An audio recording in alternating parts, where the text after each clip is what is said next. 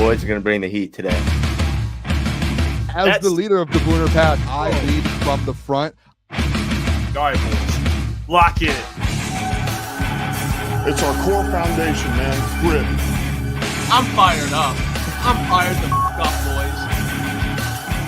It's bumping right now. It's got my juices pumping, boys.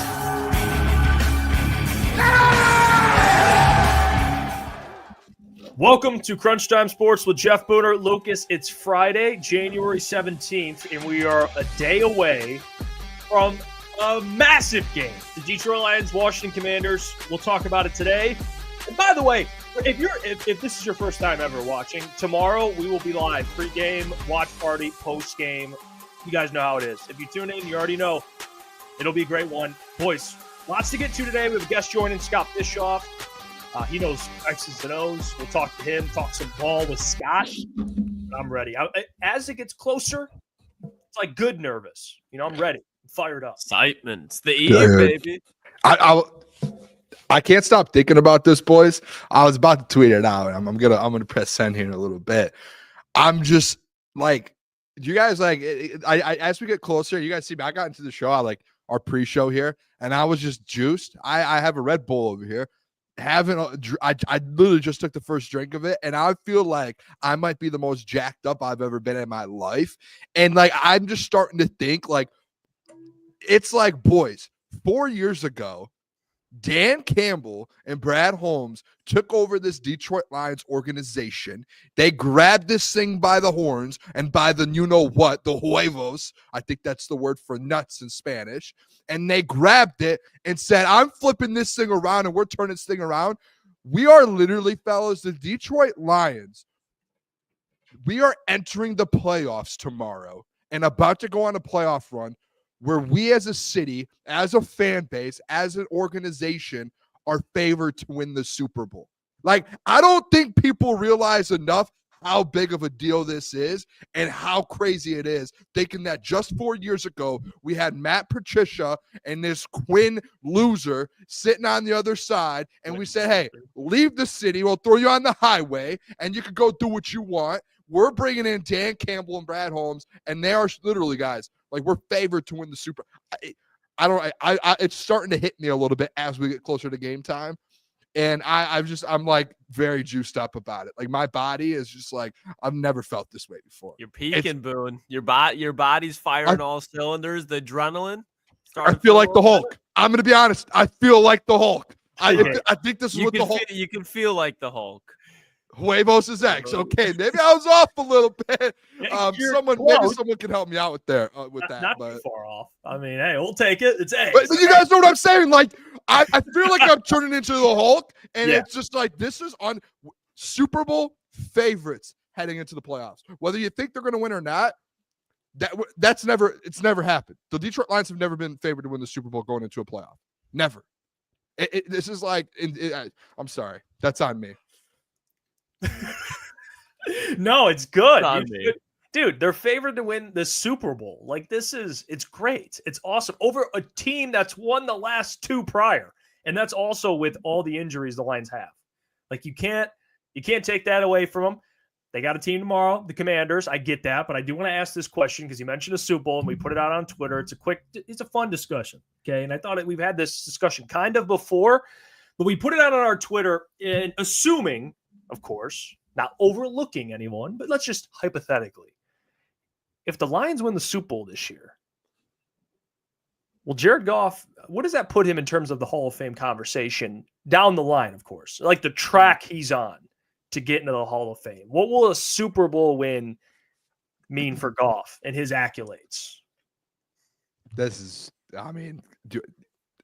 Go ahead, Boone. Klotz, you want to go? I mean, I could go too. It's up to you. Whoever wants to go with this one. I'm on the track with yes. I think he absolutely is. I think when you look at what Jared Goff has done, this will be the second Super Bowl that he goes to. And I think the key person to look at here is, I think unanimously, the three of us, even though I'm not the biggest fan of him, would say that Matthew Stafford would and should be in the NFL Hall of Fame. And if you look at the accolades, you go back to it, Jared Goff, if he makes a Super Bowl, he will appear in more Super Bowl. If he wins a Super Bowl, will be in the same amount of Super Bowls and is pretty much in the same exact position that Matthew Stafford was, outside if he had a better roster. Matthew Stafford did when he first got to the new destination. And then you go back, what were we talking about the other day? Pro Bowls. Matthew Stafford only has 2 Pro Bowls. Jared Goff has 4. Matthew Stafford will probably finish with more passing yards, but that's when you really realize wow, Jared Goff's not that old. As Matthew Stafford has played 9 more seasons in the NFL than Jared Goff. People will forget about that very quickly. So when you look at what Jared Goff has done, he's going to be on track to throw for about as many yards as guys like Eli Manning in that nature. And Eli Manning, another one that would and should be a Hall of Famer in the NFL. He's won 2 Super Bowls because Jared Goff going forward, he's going to be with the Detroit Lions at least 4 more seasons, 3 more seasons, whatever it is. You can bank outside of injury. He's going to throw for 4,000 passing yards in all of those seasons, bare minimum.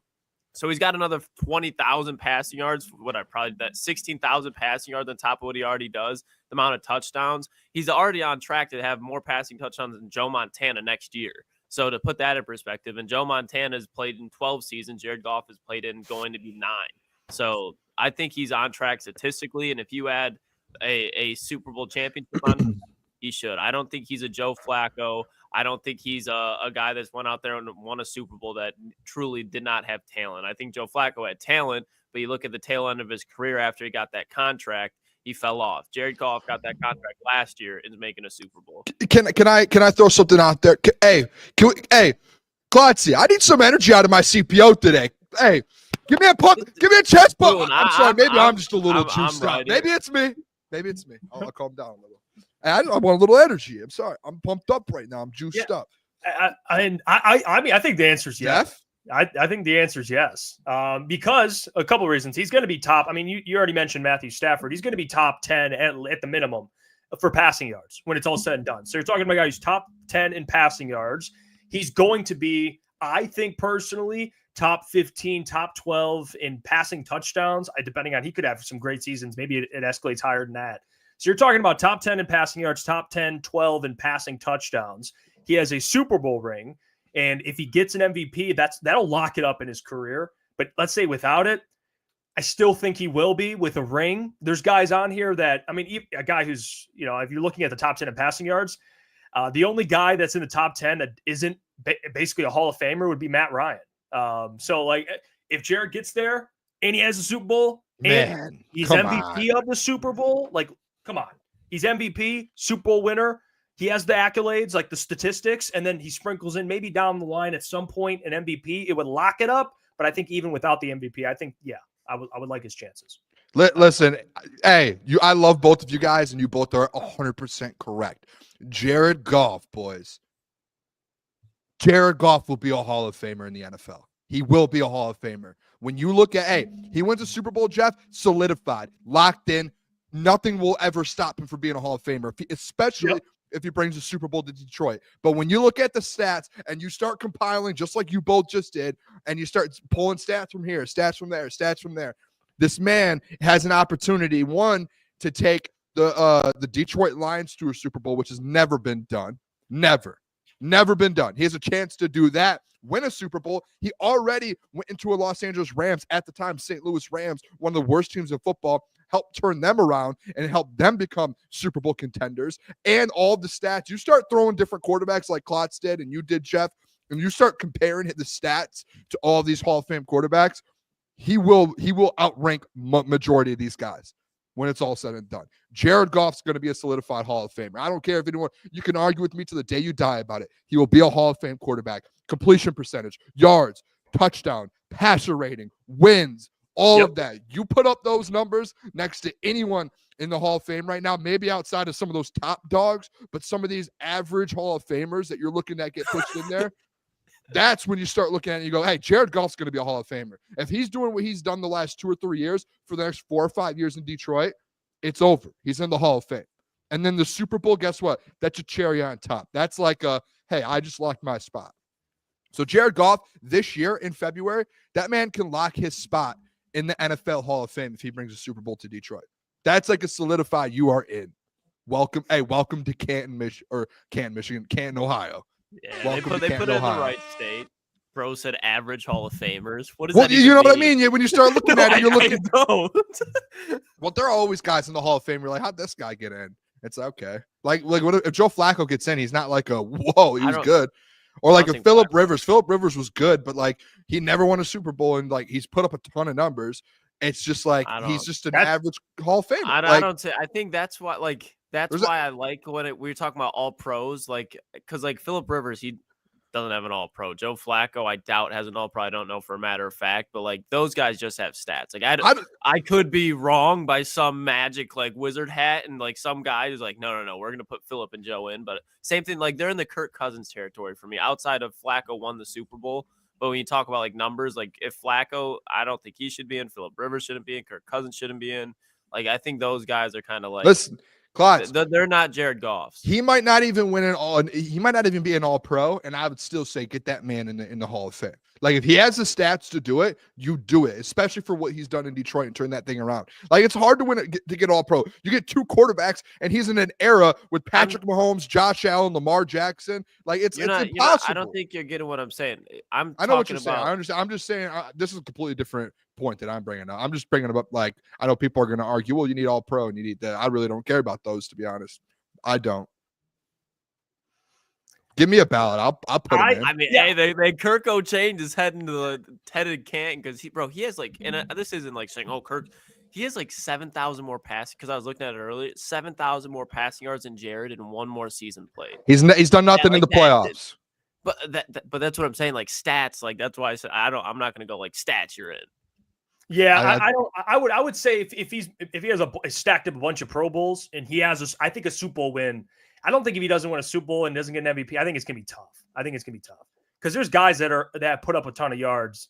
I get your point about turning Detroit around, but they're not gonna like think of that when they put him in. Like he turned around Detroit, like they're gonna look at 100% will. If he wins it, no, they're not gonna be like, well, he turned him into a very like a contending team. They just couldn't get over the top. Like what matters is what you do. Did you win? Did you win a Super Bowl? Did you get? Oh, yeah, okay. I thought you were saying if he won a Super Bowl, he won. Yeah, absolutely. Yeah, but if they don't win anything, it's like okay. I mean, that's perfect example. Hey, perfect example. Especially Russell Wilson has had all the numbers. He's in his career, in his prime, he was very good. Won a Super Bowl. Only has 1 All Pro. Only 1 All Pro. Russell Wilson will be in the Hall of Fame. And there's no taking that back. Like he will be, he's a Hall of Famer, and it's because of what he's done. And with it, 100%, he's won a Super Bowl. The numbers he's put up, he's top 20 already right now, and I think he's actually, he's top 20 in passing yards. I don't know what he is in touchdowns, but like he's gotten all pro unders. But like at some point, it might be 20 years down the line after he retires. He's not going to be a first ballot. But at some point within his lifetime, like he will get inducted into the Hall of Fame. Like there are guys that get inducted that have won 1 Super Bowl in the past, and it's just like, hey, this guy's a Super Bowl winning quarterback. He's got the numbers to go with it. Throw him in. Yeah. Jared's it's not gonna be like, hey, is Jared gonna make the Hall of Fame the 6-7 years after he retires when he's like eligible? He's not gonna get in instantly, but like within our lifetime, as long as we live long, boys. Hopefully we do. We're gonna see Jared Goff get in the Hall of Fame. You guys quote me on it too. He will be. And where I'm at with it is I think a Super Bowl win would, for me, push him in there. And I think if he by some Super Bowl and Super Bowl MVP, I think at that point it's like it's just when is his time. I think I'm a little iffy on if he doesn't win a Super Bowl. I think it'd be a little tougher, but it doesn't mean it can't happen. I also saw this too. The ticket prices for the game are insane, dude. I saw this been talked about everywhere. The Lions game, cheapest get-in ticket is over double the price of every other divisional playoff game. Texans Chiefs 101, Ravens Bills 168, Rams Eagles 182, Lions Commanders 414 for the cheapest ticket, $414. Safe to say no Commanders fans are getting in there, okay? Unless you're willing to pay that much, which you might be, but that's a lot of dough. It's a lot of dough to get in to a game. Yeah. I'm just saying, a lot of dough. If you combine the other 3, you can go to all 3 other games almost for the same price, just going to the Lions game. Like if you want to just watch playoff football, you're like team's not in it, and you're like, I want to go watch some playoff football. And they're better matchups, like Ravens Bills. I know the 168 for that. I'm going there. It's probably not going to snow in Buffalo. It's going to be cold, but why wouldn't you want to go? Yeah, I mean it's. And by the way, I see Scratch Guff says Dove Climate. I don't know if I trust the source. I took it to his tweet, but it's been talked about everywhere. I get it. He's not really the go-to guy, but this is true information. Yeah. Tickets are crazy. I saw tickets being sold for like $800, and that's actually not for the seats, it was like, oh, it's not too bad, but that's crazy to me. Like, yeah, think about it. That's probably like you're smelling the dust of Ford Field at that point. Like it's you can barely. It looks like you're looking at like dots on the field probably for that 414 one, yeah. I saw someone that tweeted out, I can't remember who it was like, how long do the lines have to be good for like the prices to go down? I genuinely, like, I get the feeling, I don't think that there's going to be a point where the Lions, where it's like, hey, we're tired of this. Like, I think like the Lions could go to the playoffs for the next 6 years and be playing in these games, and it's just constantly going to be like this pricing. I just think it's just it was so long. It's going to be, because it's just been so long, and like, it's not even the length of it. I just think it's more so like the story behind the Lions fan base and like what the organization has been through, to where I think that's just like, as the Lions just stay good and are good and are good, like there's no, it's going to, you know how long it's going to take for like the Lions organization to be looked at like, hey, like that's the Chiefs, like that's a winning organization. Like it's going to take a while. So it's like fans, we're always going to constantly be like, man, we have to get there. We have to get there. It's a football town. Like it's a football state, in my opinion. It's crazy. The Chiefs, who went back to back, is $160, I think it was. Like but they've been good their whole franchise. Yeah, and that's to your point. The Lions have to get there first. I think once they establish themselves in the like the new Lions, I think that when that kind of goes like not away completely, but they start getting used to the Lions are just good. I think hopefully. I think that'll be like 10 years down the line, though. I think it's going to be a while. Because that's not like, it's just the tickets are I mean, like the other games are better games. A little bit at least. As a football fan, the other games are better games. Like to go watch, and it's $400. Like, yeah, I mean, imagine what like next week, say it's Lions Rams, how much those tickets are going to be. Oh my gosh, dude! I mean, NFC Championship game versus Matthew Stafford. That is like, you talk about a script. Probably like 600. It might be like 1,000 to get in, like just to get in the door. I saw someone commented the average price right now is like $900. Yeah, it might be literally the minimum might be like 1,000. Yeah, also that's crazy. Shout out to Sheen Coffin, new member. Appreciate it a ton. Eric Warren says, "What's up, fellas? I believe we have a future All-Pro guard in Christian Mahogany, aka the Dirtbag." Yeah. Shout out to Foxy, by the way, and Pat McAfee. All the boys. They played the keg celebration that we posted on our Twitter. They credited us, so that was awesome. But yeah, the Selly of his never gets. I mean, I'm pretty sure Quentin Nelson did that before, if I'm not mistaken. Hey, not too many guys are doing the keg stand Selly. No. Okay, so I don't hate that future All-Pro guard in Christian Mahogany. I don't hate that. I wonder if that would be a flag in the NFL. I'd be interested, because I think when he did it was in the spring game, I believe. Yeah, I don't know. I don't know. I wouldn't be shocked. I think there's like egregious. I'd flag the High School Musical dance that the Vikings did before that. That's really High School Musical. Like, if you're doing choreographed dances from Disney Channel, you should be able to do a keg stand if this is professional football. I think there's rules. Beer, football, Disney Channel. Give me football and the beer. I just think and I'm with you, Klotz. I just think there's rules with celebrations where it may be like back. I don't know, like back. You've seen different ones get flags throughout the season, and there's like reasons behind them. I don't know. I would think maybe picking a player up fully in the air for a keg stand. I feel like that would end up being one. I don't know why. I'm in for it. I would take the flag for it, to be honest. Why not? Yeah, whatever. Take the flag for it. Yeah, get the 15 yards. Whatever it is, delay a game. Oh, dude, a Kool-Aid celebration after a keg stand. If they did a keg stand celebration with the boys, like imagine Jahmyr Gibbs punches a touchdown in to go up 2 possession. Christian Mahogany hits a keg stand. You be mad at that? Fuck no. Yeah. Fuck no. See you in the NFC Championship game. By the way, Michael, you got a great question in there. I'll bring that up when we talk about the offense, because we will talk about the offense. And I like your question, because that's actually a player I was going to bring up today. And me and Klotz, we talked about on Bleacher Report, player that I'm kind of looking for to make a big impact. But I want to stay and kind of ask you guys concern level. It's Friday. We're a day removed. On a scale from 1 to 10, 10 being a high concern, which I doubt anybody is right now, as you should not be. Like panic to the point where it's like they could legitimately lose tomorrow, and then 1 being like, I'm chilling, they're gonna blow them out. Where are you guys on the 1 to 10 scale on Friday? Where are we at? Maybe 5. 5 would be like average, normal. Yeah, average, normal. Like it'll out of 10. You said out of 10. 10 being the most concerned. 1 being not at all. Are we being honest with each other here? Go ahead. What do you think, Boo? Full transparency, honesty. Give me 3 out of 10. I'm genuinely, boys, as we get closer and closer, and I look at the clock, it's like, the Lions are going to win this football game. Like, I don't see a world where these guys come in here. Dan Quinn, love Dan Quinn. Great football coach. Unbelievable football coach and leader in the NFL. Respect Dan Quinn. I don't see a world where they come in and disrupt what Dan Campbell and them are trying to do right now. I do not see a world. Like, I think you're going to see guys, and I know we're going to talk about the offense and the defense. I don't see a world where Ben Johnson doesn't come in with his best game plan that he has ever had over the last 4 seasons or 3 seasons as the OC now in Detroit. I don't see a world where AG comes in and doesn't have his best game plan over the last 4 seasons in Detroit. Like, I think these guys are dialed in. I think offensively, they're not stopping one of the best offenses in the NFL. And at the end of the day, it's like, hey, you look at the timeline of both teams. I respect the hell out of what the Washington Commanders have done this year, but it is not their time.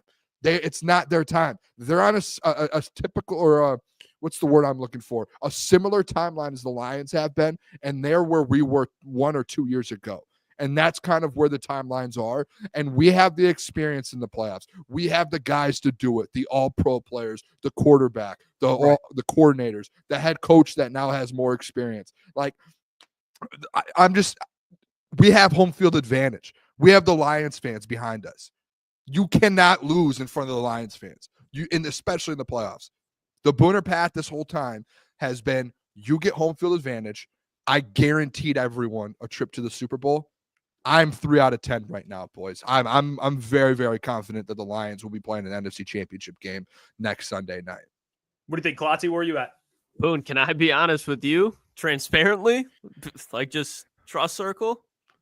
I'm giving it a 1. Like, I do not. I almost called you a scared guy too, Klotzy. No. I don't think there's a world where this Lions team loses to the Commanders at home, and it's for 2 reasons. 1, if you cannot stop the run, you are not beating the Detroit Lions. You could have, and I'm being dead serious, you could have Josh Allen, Lamar Jackson, Patrick Mahomes. This year, if you have the 30th ranked run defense, you're not beating this team because that offense is staying on the sideline. And the number 2 reason is, I understand, and we'll get into it more, I understand that, well, you can't call Jaden Daniels a rookie quarterback. In the 4th quarter, he's so composed. You don't see poise like that. We've seen this last year. And honestly, we were talking about it earlier, Hefe. We saw a better rookie season last year in C.J. Stroud. What did he do? He honestly tore apart the Browns in the wild card round, and then he got handled by a legit team in the Ravens. You look at Jaden Daniels. He didn't tear apart, but beat a good Commanders team. Now he's playing a legit team. We're acting like we haven't seen the same show before. So Jaden Daniels, to Boone's point, the Commanders, great story. Good team. Going to be a great team probably soon. Not their time. So I'm giving it a 1. There's no way that they lose this game. So we have a 1 by Klotzy, which is no concern. That's my CPO. Absolute ass whooping. Belt to ass from Klotzy. Yeah. And then Booner gave a 3. So still very confident, but close, but you get the point there. So 3 is not too far off from Klotzy. I'll do this. Where I'm at right now on Friday, I'm going to give it a 4. Okay, I'm going to give it a 4. I'm the highest out of the board. Scared son of a bitch. Because I'm I guess 5 would be average. So it's kind of I still think the Lions will win, but the Commanders will put up a fight. I'm at 4. I think the Lions are going to win, obviously. I think they cover, but I think the Commanders are going to put up 20-something points. We'll get to it when we get to our scoring predictions, but I got some respect on the Commanders here. Okay. Not that you guys don't, but I don't know, man. I think Jay Daniels going to pose some problems, but I think the Lions still take care of him. So again, I'm still confident, but I'm less confident than I guess you guys are by a couple points. So, 1 off from Booner. I'm at a 4. So, but a lot of the chat was kind of LTL fans says 4 unsubscribing. I see. Let me see. I'm going to go up a little bit here.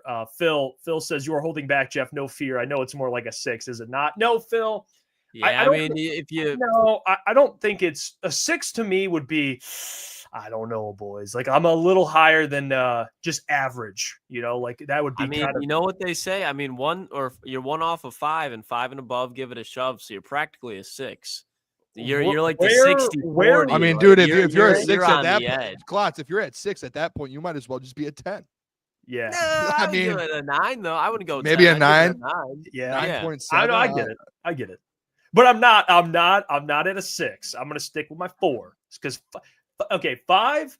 Of anything above 5, you really think this is going to be a closer game than people think. I don't think it's like that. So I'm going to stick with 4. But I think the chat's all kind of in a similar place. I mean, I've seen a lot of 2s and 3s, 1s.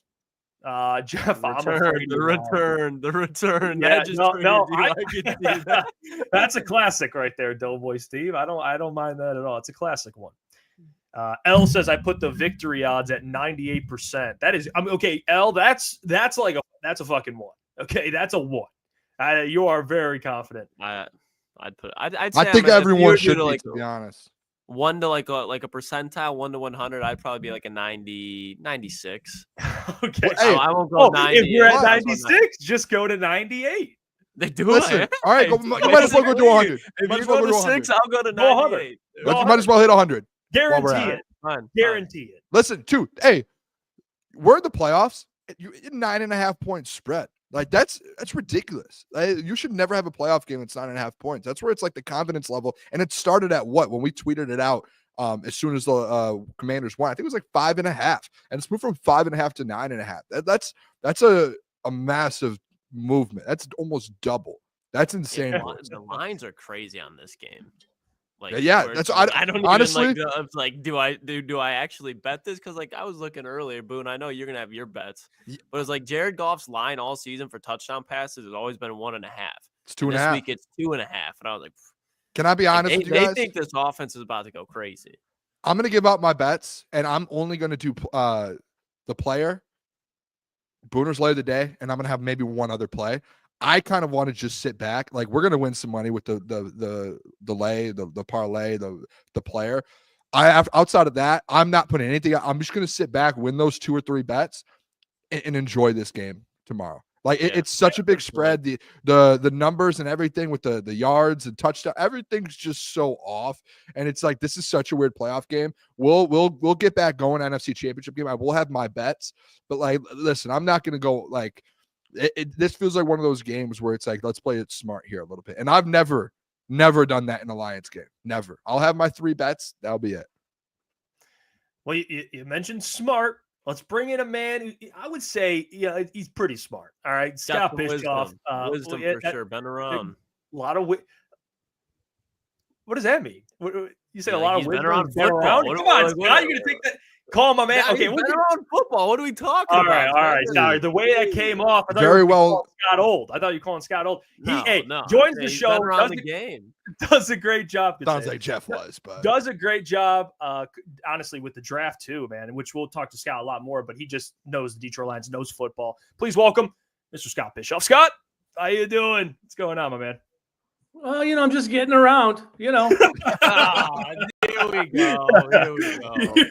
God, that's not what I meant. You know that. That's not what I meant. No, it's funnier if we think you did mean it like that. But Scott, let me ask you, Scott. Okay, we haven't got a chance to kind of pick your brain. I know you've been. And by the way, Scott does a great job. For those who want to know more and see more of Scott, covers the Detroit Lions and NFL Draft. DetroitLionsPodcast.com does great work. But Scott, what's your kind of early impression of this game? Commanders seems to be a heavy favorite for the Lions. All the touchdown bets are minus money or a little plus money. They think this Lions offense is going to explode. What do you make of the matchup now? It's Friday, day removed from the game. I definitely think there's going to be points scored, but I'm not as certain around the outcome as I'd prefer to be. Yeah, I mean, it's just this one just I think it's just the Jaden Daniels kind of impact has me just a little spooked, but in a world in which the Lions play a solid, strong football game, they should be fine. It's just a player like Jaden Daniels, and yes, I know he's a rookie, but he's one of those guys who he's the kind of player who is able at any point in time to beat a team if he gets hot. Because he's so dynamic in a variety of ways that he can beat you. I mean, I think a lot of people have him pegged as a running quarterback.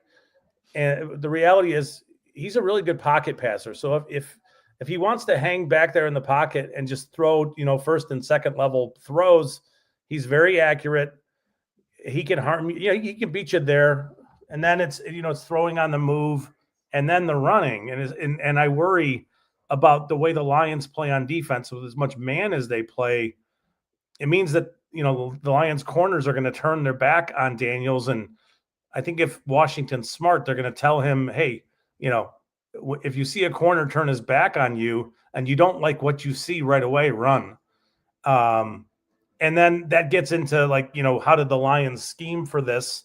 And it's just the concerns are just about Jaden Daniels and his just how dynamic he can be in a variety of ways. That's it. That's really it in a nutshell. Yeah, Scott, hey, going up against this offense, I just want to ask you kind of on the Lions, the defensive side of the ball. You have a guy like Terrion Arnold, a rookie, Amik Robertson coming over for Vegas. How do you think, and I guess not even just with the Commanders, but say they do win and kind of keep going into this playoff run, how do you think these guys will fare, especially like a Terrion Arnold as a rookie going into these playoffs and hey, you're essentially you and Amik, that's all you have right now. Do you think they'll be able to hold it down, and do you think he's going to be able to step up from what you've seen in the regular season? Yeah, I mean, I think he's always been in a good position to make plays. He's mostly there as in coverage. There are times when you'd want him to get his head around. Early in the year, he got called for a lot of pass interferences, a lot of holding, that kind of stuff. He seems to have cleaned that up, but I think they'll be okay. I think that there are, if you look at the way what they did to Minnesota, the combination of those two guys, they held up just fine. It's more, what do you do? What do you do to pressure the quarterback? This is not the Minnesota game was all about blitzing and bringing pressure from different areas, different places. I'm not sure you want to do that with Daniels. I think it's more in the consideration of, do you have a spy for Daniels? Do you give a guy, the job of, you're responsible to make sure that he doesn't get laterally turned up the field on us. And to me, there's a couple candidates there. I think that, it's Anzalone or Campbell can do that job. That's fine. That they can do that. I think if Ifeatu Melifonwu could do that, and I think he'd be effective. But the guy that I think really just, there may be nothing to this, but imagine Dan Campbell and Aaron Glenn talking to Brian Branch and letting him know, hey, you got Jaden Daniels today. That's your job. And how he would take that. I mean, we all know what Brian Branch is, right? And we all know the kind of player he is. The other player who I think is capable of helping there is Jalen Reeves-Maybin. And sure. I think in totality, you're going to ask a bunch of those guys to do that kind of stuff, to help the players in coverage, to get Daniels maybe a little more feeling pressure, sensing pressure, but not comfortable, right? So you want him to be uncomfortable. And that's one of the problems that teams that have played against him, they've allowed him to be comfortable, and he can hurt teams. He can hurt you. It's just I mean, you're right. It's going to come down to what they do in coverage, but some of that is going to be how they scheme this out. You just kind of talk about schemes for the defensive side, Scott. Now, offensively, you look at the Commanders, they have the 30th ranked rush defense, which is obviously exactly what the Detroit Lions face. But on the backside in the secondary, they're ranked as the third ranked secondary.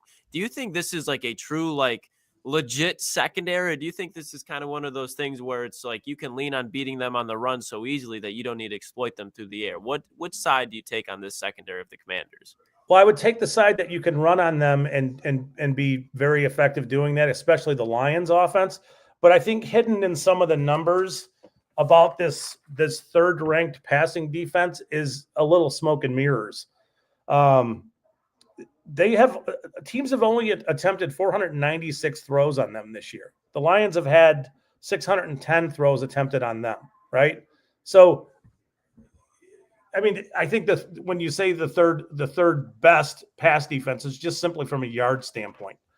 Washington has given up 25 passing touchdowns, which is a 5% rate. It's just, 25 divided by 496. The Lions have only given up 18, but teams have thrown 610 times on them. That's 2.95%. So as much as you want to look at that pass defense and think that it's really good, I think it's hidden in the numbers that teams haven't thrown on them a lot. That's it. Reality is that when they faced good passing offenses, they've given up, lots of production to those offenses. I think they're walking into a bit of a buzzsaw tomorrow night with the running game that you mentioned, in combination and in concert with play action passing and maybe some vertical shots to Jameson Williams. Because when you look at their pass defense, they have some players on the defensive interior, but you have Mike Sainristil still, who's a rookie, a shorter corner rookie who's playing on the outside. I don't know who he would stack up against for Detroit, but he can't run with Jameson Williams. I'm not sure he's physical enough to hang with Amon-Ra St. Brown. So, there's some of that. And then, they have players, but I don't think they match up well for what the Lions do on offense, both running the ball and passing the ball. I think Laporta could have a big game. Maybe not touchdowns, but lots of kind of safety check or safety valve check down kind of passes for him. I think the Lions have advantages all over the place on offense, and Washington's real advantage is simply Jaden Daniels, and that's about it. Well, Scott, last year, very thorough. We were covering the draft. We were lucky enough you were joining us. One player we talked about a lot was Christian Mahogany. He's getting the start this week. He had one prior start against the Bears. Looked very good. No sacks allowed. I think one hit allowed. What'd you make of that start? And then also, what's your confidence level tomorrow for him replacing Kevin Zeiler? He looked good. He looked like a rookie does at times, but so the thing there is to be determined is exactly what position does he play tomorrow. Does Glasgow flip over and play right guard, and does he play left guard, or do they just simply put him in where Zeitler was playing and play him as a right guard and give him the benefit of playing between Ragnow and Penei Sewell? To me, that's what I would do. But the guys in Allen Park and the coaches down there know what they're doing. So I think they'll be fine. It's interesting because to me, he's more of a power gap system guard and less of a inside zone, outside zone guard. And the Lions have been torching teams lately running outside zone with Jahmyr Gibbs. So not that it changes all that much. It's just you want to keep your efficiency with your running game. I would say that Gibbs is capable of rattling off 20 plus 40 plus yard runs, probably several in this game, in this matchup. And if he does that, it's going to be tough for Washington to hang with what the Lions do aside from Gibbs. And that doesn't even consider Montgomery coming back. But I think Mahogany will be okay. This is a big boy opportunity for a rookie 6th round pick. I know a lot of people liked him a lot coming into the draft, and were surprised he was available in round 6. I was very happy with that pick. I was kind of thrilled with it, but this is a big boy opportunity. Certainly the biggest test of his career. We'll see how he plays. Yeah, I want to, again, just defensively, my mind's been defensively here, Scott, going into tomorrow, especially with Jaden Daniels. Obviously, and you've already kind of touched on it a little bit with Jaden Daniels, how elusive he is and what he can do as a rookie. I kind of want to get your thoughts on this Detroit Lions defensive line heading into this game. That feels like that's going to be a big, at least I've been preaching it all week, that's going to be a big piece going up against Jaden Daniels. Those guys staying home and staying in their lanes and controlling this quarterback. What are your thoughts on guys like Josh Pascal and Levi Onwuzurike, like guys who we've seen spurts out of? But do you think, like, now that we're in the playoffs, that these guys will be able to step up and kind of, now with no Aiden Hutchinson, no Marcus Davenport, hey, it's their time to shine? Do you have faith, and do you think they'll be able to step up and make those plays? Yeah, I do, and I don't know that it's if we look at the box score after the game and neither has a sack, I think that's okay. It's more about, you mentioned it, the rush lanes, playing contained, being really disciplined, not getting too far up the field. Yep. Not giving Daniels running opportunities where, they can get their guards out to the second level and give the Lions linebackers fits. They need to be disciplined. They need to be smart with what they do. So to me, looking at what those guys bring, they need to be more effective, maybe outside the stat sheet than in the stat sheet, if that makes sense. So to me, it doesn't matter if they get a sack or if they have a little bit of production. It's more about, can they control and dictate the terms of where Daniels has to go? And if so, that's a very good thing, and that's a win for the Lions. Scott, I think we're all favorably at least looking towards the Lions winning this matchup. I know you said it'd be close, but I'm assuming you think the Lions come out of this game with the W. When you look forward to the NFC Championship game, you got the Eagles and the Rams going on the other side. Which team would you rather play with? But not the team that you think will win, but which team would you rather match up with between the Eagles and the Rams for the NFC Championship game? I don't want to play the Rams. That's what I've been saying. Here we go. I don't want to deal with I don't want to deal with Kelly Stafford, Matt Stafford, and Puka Nacua and Cooper Kupp and Kyron Williams. I mean, if Stafford gets hot, which he can, he is tough to stop. No matter what you do, he's as tough as nails, and he's willing to stand there and get blasted to make throws. And he makes throws that most quarterbacks can't make. The throws outside the boundary, outside the numbers, on the boundary, down the field. And, it's impossible to defend those things. And then there's the off the field stuff where it would kind of crush you. If, last year was great when they beat Stafford at home in the playoffs, but imagine, an NFC title game where the outcome is different. No, thank you. I don't want to be part of that. Both those teams coming here would be, they'd be a challenge, present different challenges. But, the Stafford stuff makes it a little different. I'm not saying I fear the Rams more than the Eagles. They're very different teams, and they do, each team does its own thing better than the other team. It's just, some of that off the field stuff and some of the history there makes it a little bit like that'd be a bitter pill to swallow. I don't even want to think about it. Well, Scott, we appreciate you as always. I'm just gonna say a day removed. I'm a little nervous. I'm not gonna lie to you, but we talked about it earlier. Still confident to win, but I just want to get this game. I just want to move on from this game. Let's get back to an NFC Championship game. You guys are in the Rams thing. Lucas has been on this Rams thing for a while, and I get it. I understand the Eagles are going to beat the Rams this weekend. I'm sorry. I don't want to play the Eagles either. I'd prefer to play neither of them. I mean, is a drone strike a possibility? Probably not. I know that was dark. That turned dark. Sorry. The only thing I'll tell you about Daniels. I'm sorry. Am I booted? Am I out? Yeah. No, you're good. No. So weeks 1 through 9, Daniels has 9 touchdowns and 2 picks. Yeah. Efficient, The rest of the season, including the playoff game last week, he has 18 touchdowns but 7 picks. So, there's a little trend line there where you could see, I could see Kirby Joseph have an interception in this game where there's a little bit of an overthrow. Daniels will throw the ball back across the field when he rolls to his right. Every once in a while, he'll do it. If he floats one, that kind of stuff. So he's, maybe there is a little bit of teams have kind of figured him out a touch, but there's hope there. So, I think it's going to be an electric atmosphere. It's going to be a great game. There's going to be a lot of points. It'll be a fun one to watch. I hope it's one of those games where it's fun to watch because the Lions are up and kind of running away from them. Yeah. Best case scenario. Yeah. By the way, we're not going to say we agree or disagree with that statement you made earlier. I'm not going to say I don't want to play either of these teams. What did I say? Hey, Scott, we appreciate you as always, man. Seriously. Anytime. Keep it up, man. Thanks, guys.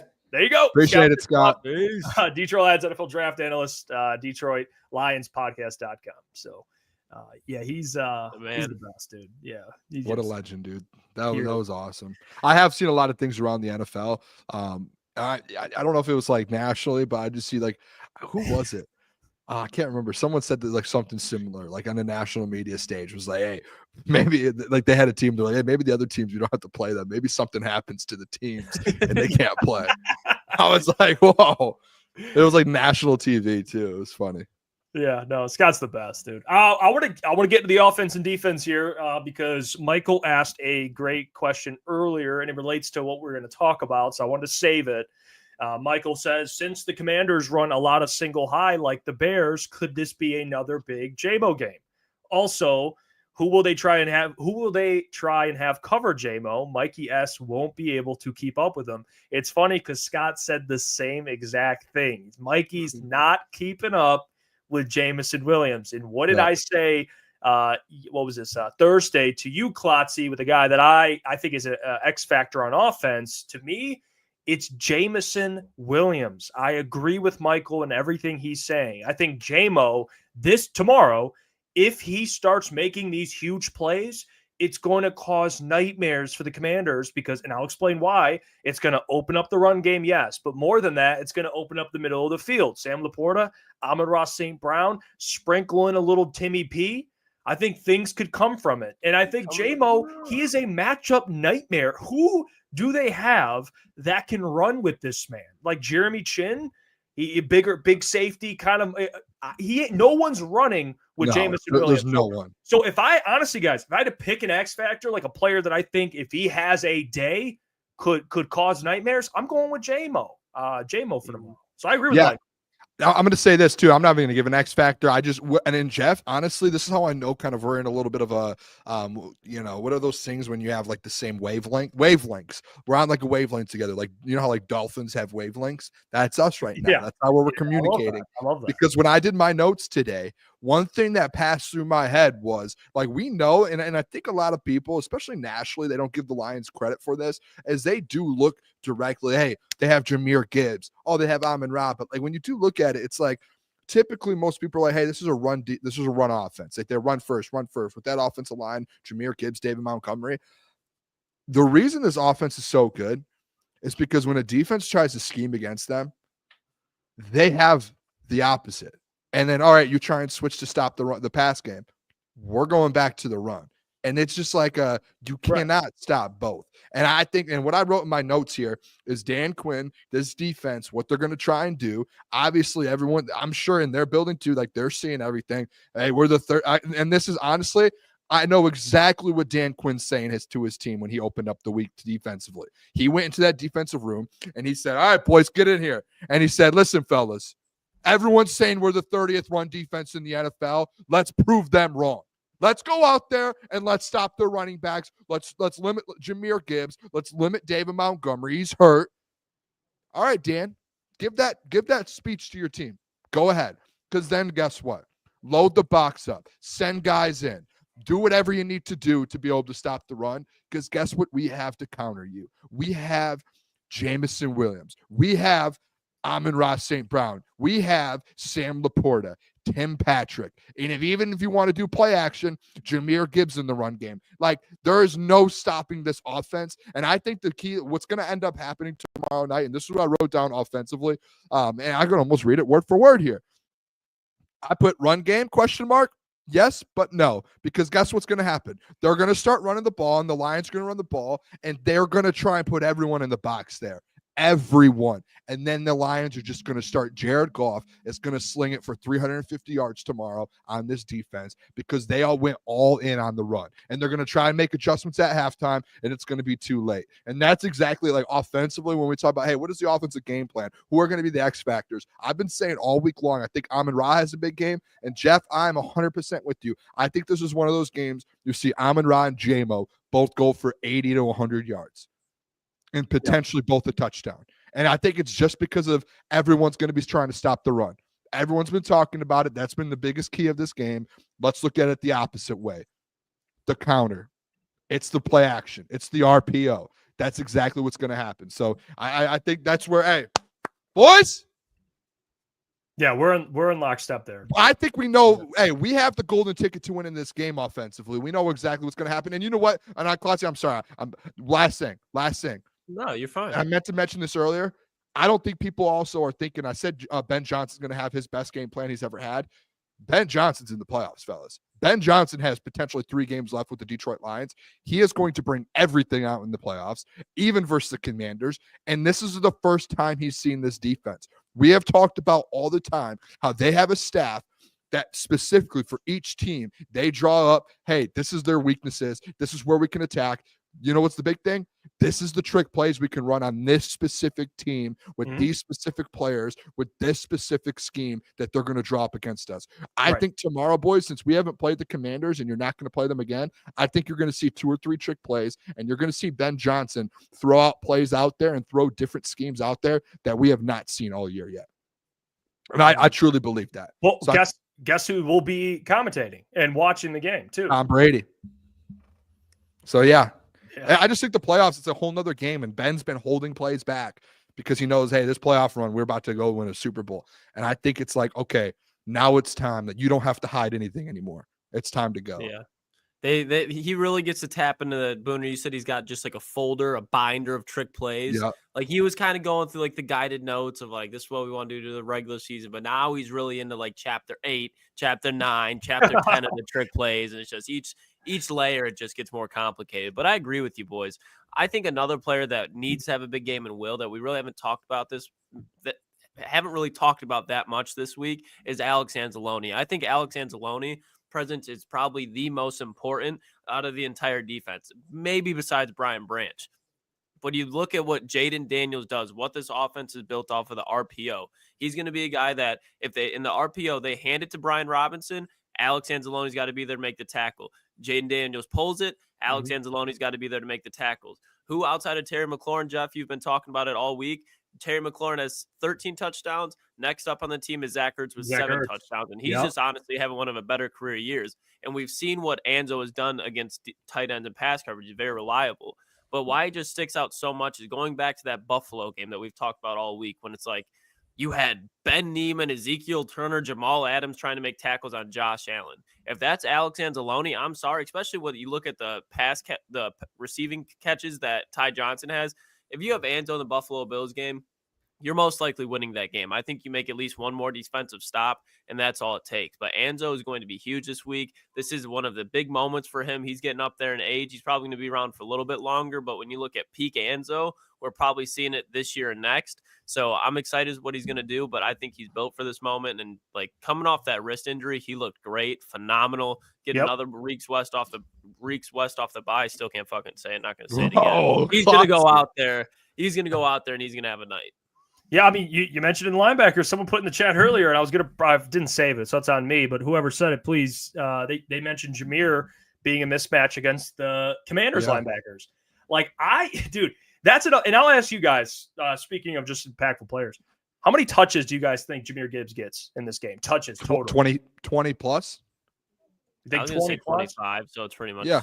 25 touches? I think 20 plus. I think even with D-Mont in, like when D-Mont was full go, I think he was 15 to 20 anyways. I think there is a sense like, and I've been saying it all week, boys.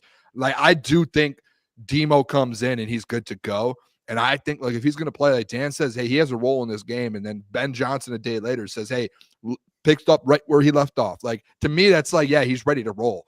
And like, I think D-Mont 10 to 15 touches, and I think Jameer 20 to 25. That's a lot. It's like, yeah, Booner, that's a lot. Yeah, but that's what it's going to take. Like, I think you're going to have to establish the run.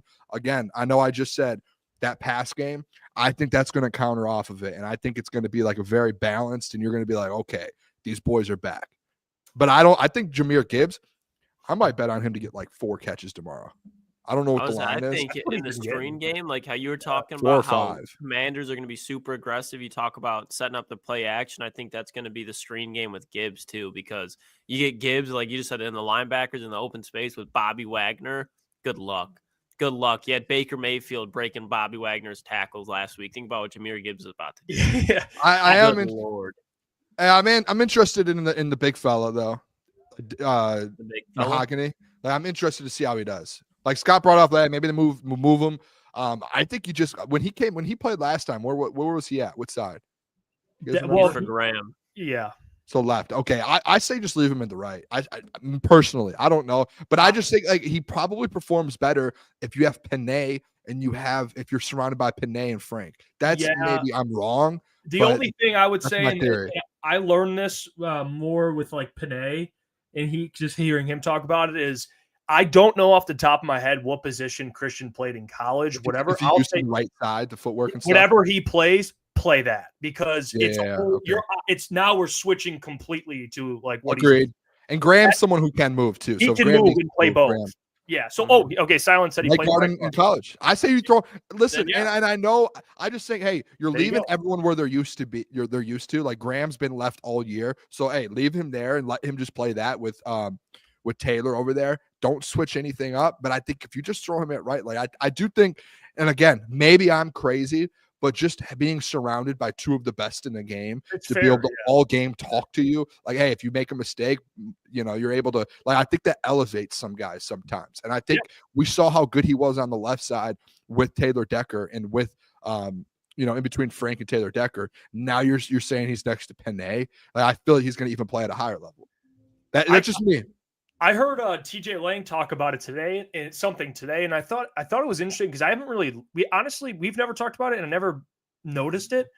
The Lions really don't use the running back screen game. Like they don't really run running back screens. They run wide receiver screens, but they're not really running screens for like Jahmyr Gibbs. He's just catching balls out of the backfield, running routes. Like Andy Reid and the Chiefs use a lot of screens. If you watch the Chiefs, like they with Pacheco or they had Kareem Hunt. So I thought about it. I don't know if that's something. It's not like a lot of teams use it, but I'm like surprised. And I don't think they'll whip it out now because you have Mahogany. Like I think screens are a little tougher because it's like the offensive line all has to be on the same page. And if you're putting a rookie in, they probably won't just start throwing out these complex screenplays. But for running back specifically, I know they do the wide receiver ones, which we every time we're like, dude, like I personally don't like it. But to use that more of like these running back screen plays, like actual planned wide running back screen plays, I would love to see Jahmyr more involved in that type of stuff to where like, you get three guys like in just in motion. They're running in front of Gibbs and the dude's just eating up yards. Like I haven't seen that a ton this year. And I heard TJ mention it. I thought it was interesting. Haven't we seen a couple times though Panay getting out in the open field on like maybe a pass to Jahmyr? They and you see him pull around and like that Texans play. Wasn't that one with him out there lead blocking a Jahmyr catch? That's not a screen, I know, but I feel like they've done a lot of different like variations. Yeah, you're right on that. You are right on that. It's like not a prototypical screen, but like Ben like screenplay where half of the offensive line, you're getting guys to get out in front. It's typically like, hey, one or two guys on the line. One that we do a lot, and I think Klotzy hates it too sometimes, is when they do get the running back involved in one of those plays, but they have like Amon-Ra or they have a receiver trying to like chip down or trying to be that lead blocker, and it gets blown up instantly. Like we've seen that a lot. Yeah, Andrew said Sewell gets out there on the wide receiver. I've seen Sewell like destroy people on but he does. I get what you're saying though, Boone. They've run concepts to where different variations. I'm curious what Ben has in the well this tomorrow. I honestly, like, unless you have a legit guy, which Jahmyr could be, but Jahmyr in the receiving game has already been a problem this year. Like, he's been very good. I cannot stand screen passes. Like, they're the most risk for reward things. Amon-Ra is the only guy that I'm all right with, but it's really when you want to get like a first down, not a big play because he has patience. But unless you have like a Tyreek Hill, Justin Jefferson, Jamar Chase, like screen passes virtually go nowhere and their problems waiting to happen. You see pick sixes happen all the time. You see Jahmyr Gibbs get laid out by Andrew Van Ginkel week 18. So it's just, I don't know. This offense is so good. They don't need to be doing it. When they do it, somebody put it in the comments, but they did it a little bit more frequently with David Montgomery this year. You've seen his pass catches go up, and he's been really good with the screens, but I don't know. I think this could be a week. But this could be a week where you see it though, just because like you're probably saving it. Probably not going to see a lot, but like we talk about, like let them get aggressive. Daron Payne, Jonathan Allen, their best guys in the front seven. That's on the inside. Let them get towards Goff, throw right over their head, and get to work. Like it makes sense, but you can do that with Amon-Ra on a drag route, Jamon an over route. Like there's just they have enough weapons where they don't need to do it, I feel like. Even some of those guys catches like Demont. Remember when he got hurt and he came in and made a couple plays like out of the backfield? I mean, those are like, they're not even like screen passes. They're just like the man's running like a wheel route or something wide open down the sideline. Boom, catches it, makes a play. Like that's typically, I feel like, what Demont his kind of like Jameer, that Texas route Jameer runs is money. Like they use that. The running back angle, boom, boom. Like I use that all the time in Madden and college football. That running back angle. Hey, it might be like a little running back choice route too. Remember, what was the play? Literally just like a couple weeks ago. It might have been versus the Vikings. Jameer Gibbs, boom, running back angle, bang, fourth down, touchdown, right over the middle. I was like, I've ran that play a million times, Ben. Love it. What game was he? The Packers. He caught the Texas. Yep. And that was a dot from Goff too. Absolutely. But it was I think, Ben, this offense tomorrow, man, it's going to be watching poetry, and it's just going to be watching. It's like Van Gogh painting. That's what we're about to have, like some things cooked up. I'm excited. It's going to be awesome. We're going to get to Booner's keys at some point after we talk more about the defense, because I do want to talk about the defense. And then Booner's got his keys, which we do for these games, which, I'm interested to see what you got for the keys today. I'm interested. Come on now, bro. Yeah, he's on the stand today, so I'm curious if he's got some interesting keys today. All right, but let's get into football, baby. Let's get into the defense, because Aaron Glenn, he's going to have, speaking of coming up with a game plan, we talk about Ben, we're confident, as we should be, in Ben Johnson. And I think AG has officially earned that same respect, where it's like, hey, you're just confident in the game plan this dude's going to be able to put together. Now, players got to make plays, like that's, and they did against the Vikings. Like AG did a phenomenal job, but also guys like Meek, Zadarius Smith, Anzalone, like players made plays. They got to do that tomorrow. And Anzalone, you brought up, Lucas, I think that's a great one. Anzalone's going to be important. And I think Brian Branch, to me, is that's the guy I'm sticking with on defense. Kind of the X factor, because what? That's a good one, dude. I love it. Yeah. I mean, dude, I'm going to be honest. In my list, I made a list of defensive. Brian Branch was me and you right now, Jeff. We're locked in. Wavelengths. I literally put Brian Branch. I love that, because it's true. I think he can disrupt plays in general. It's not run. It's not in the run game. It's not in the pass game. He's just a disruptor.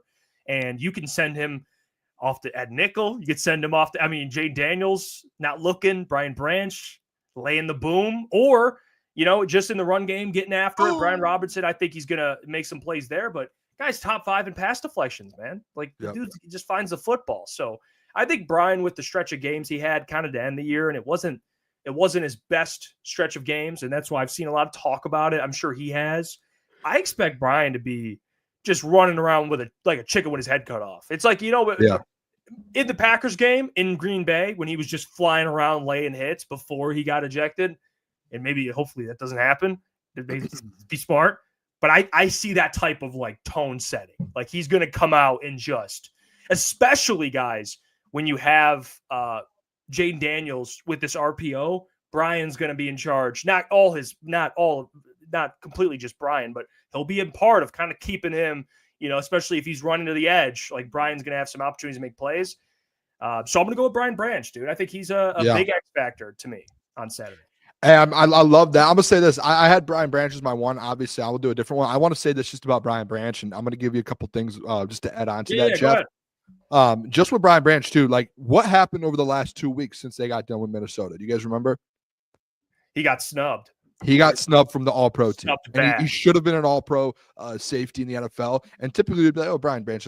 The man, I think, tweeted or he posted something about it, letting people know that he felt like he should have been an All-Pro safety. So that's something, and you've seen this on this team all along. That Dan Campbell chip on your shoulder, that mindset that they have, like, they use those things as motivation. We've seen it over years, and we've seen Brian Branch, especially at the top of the whole thing.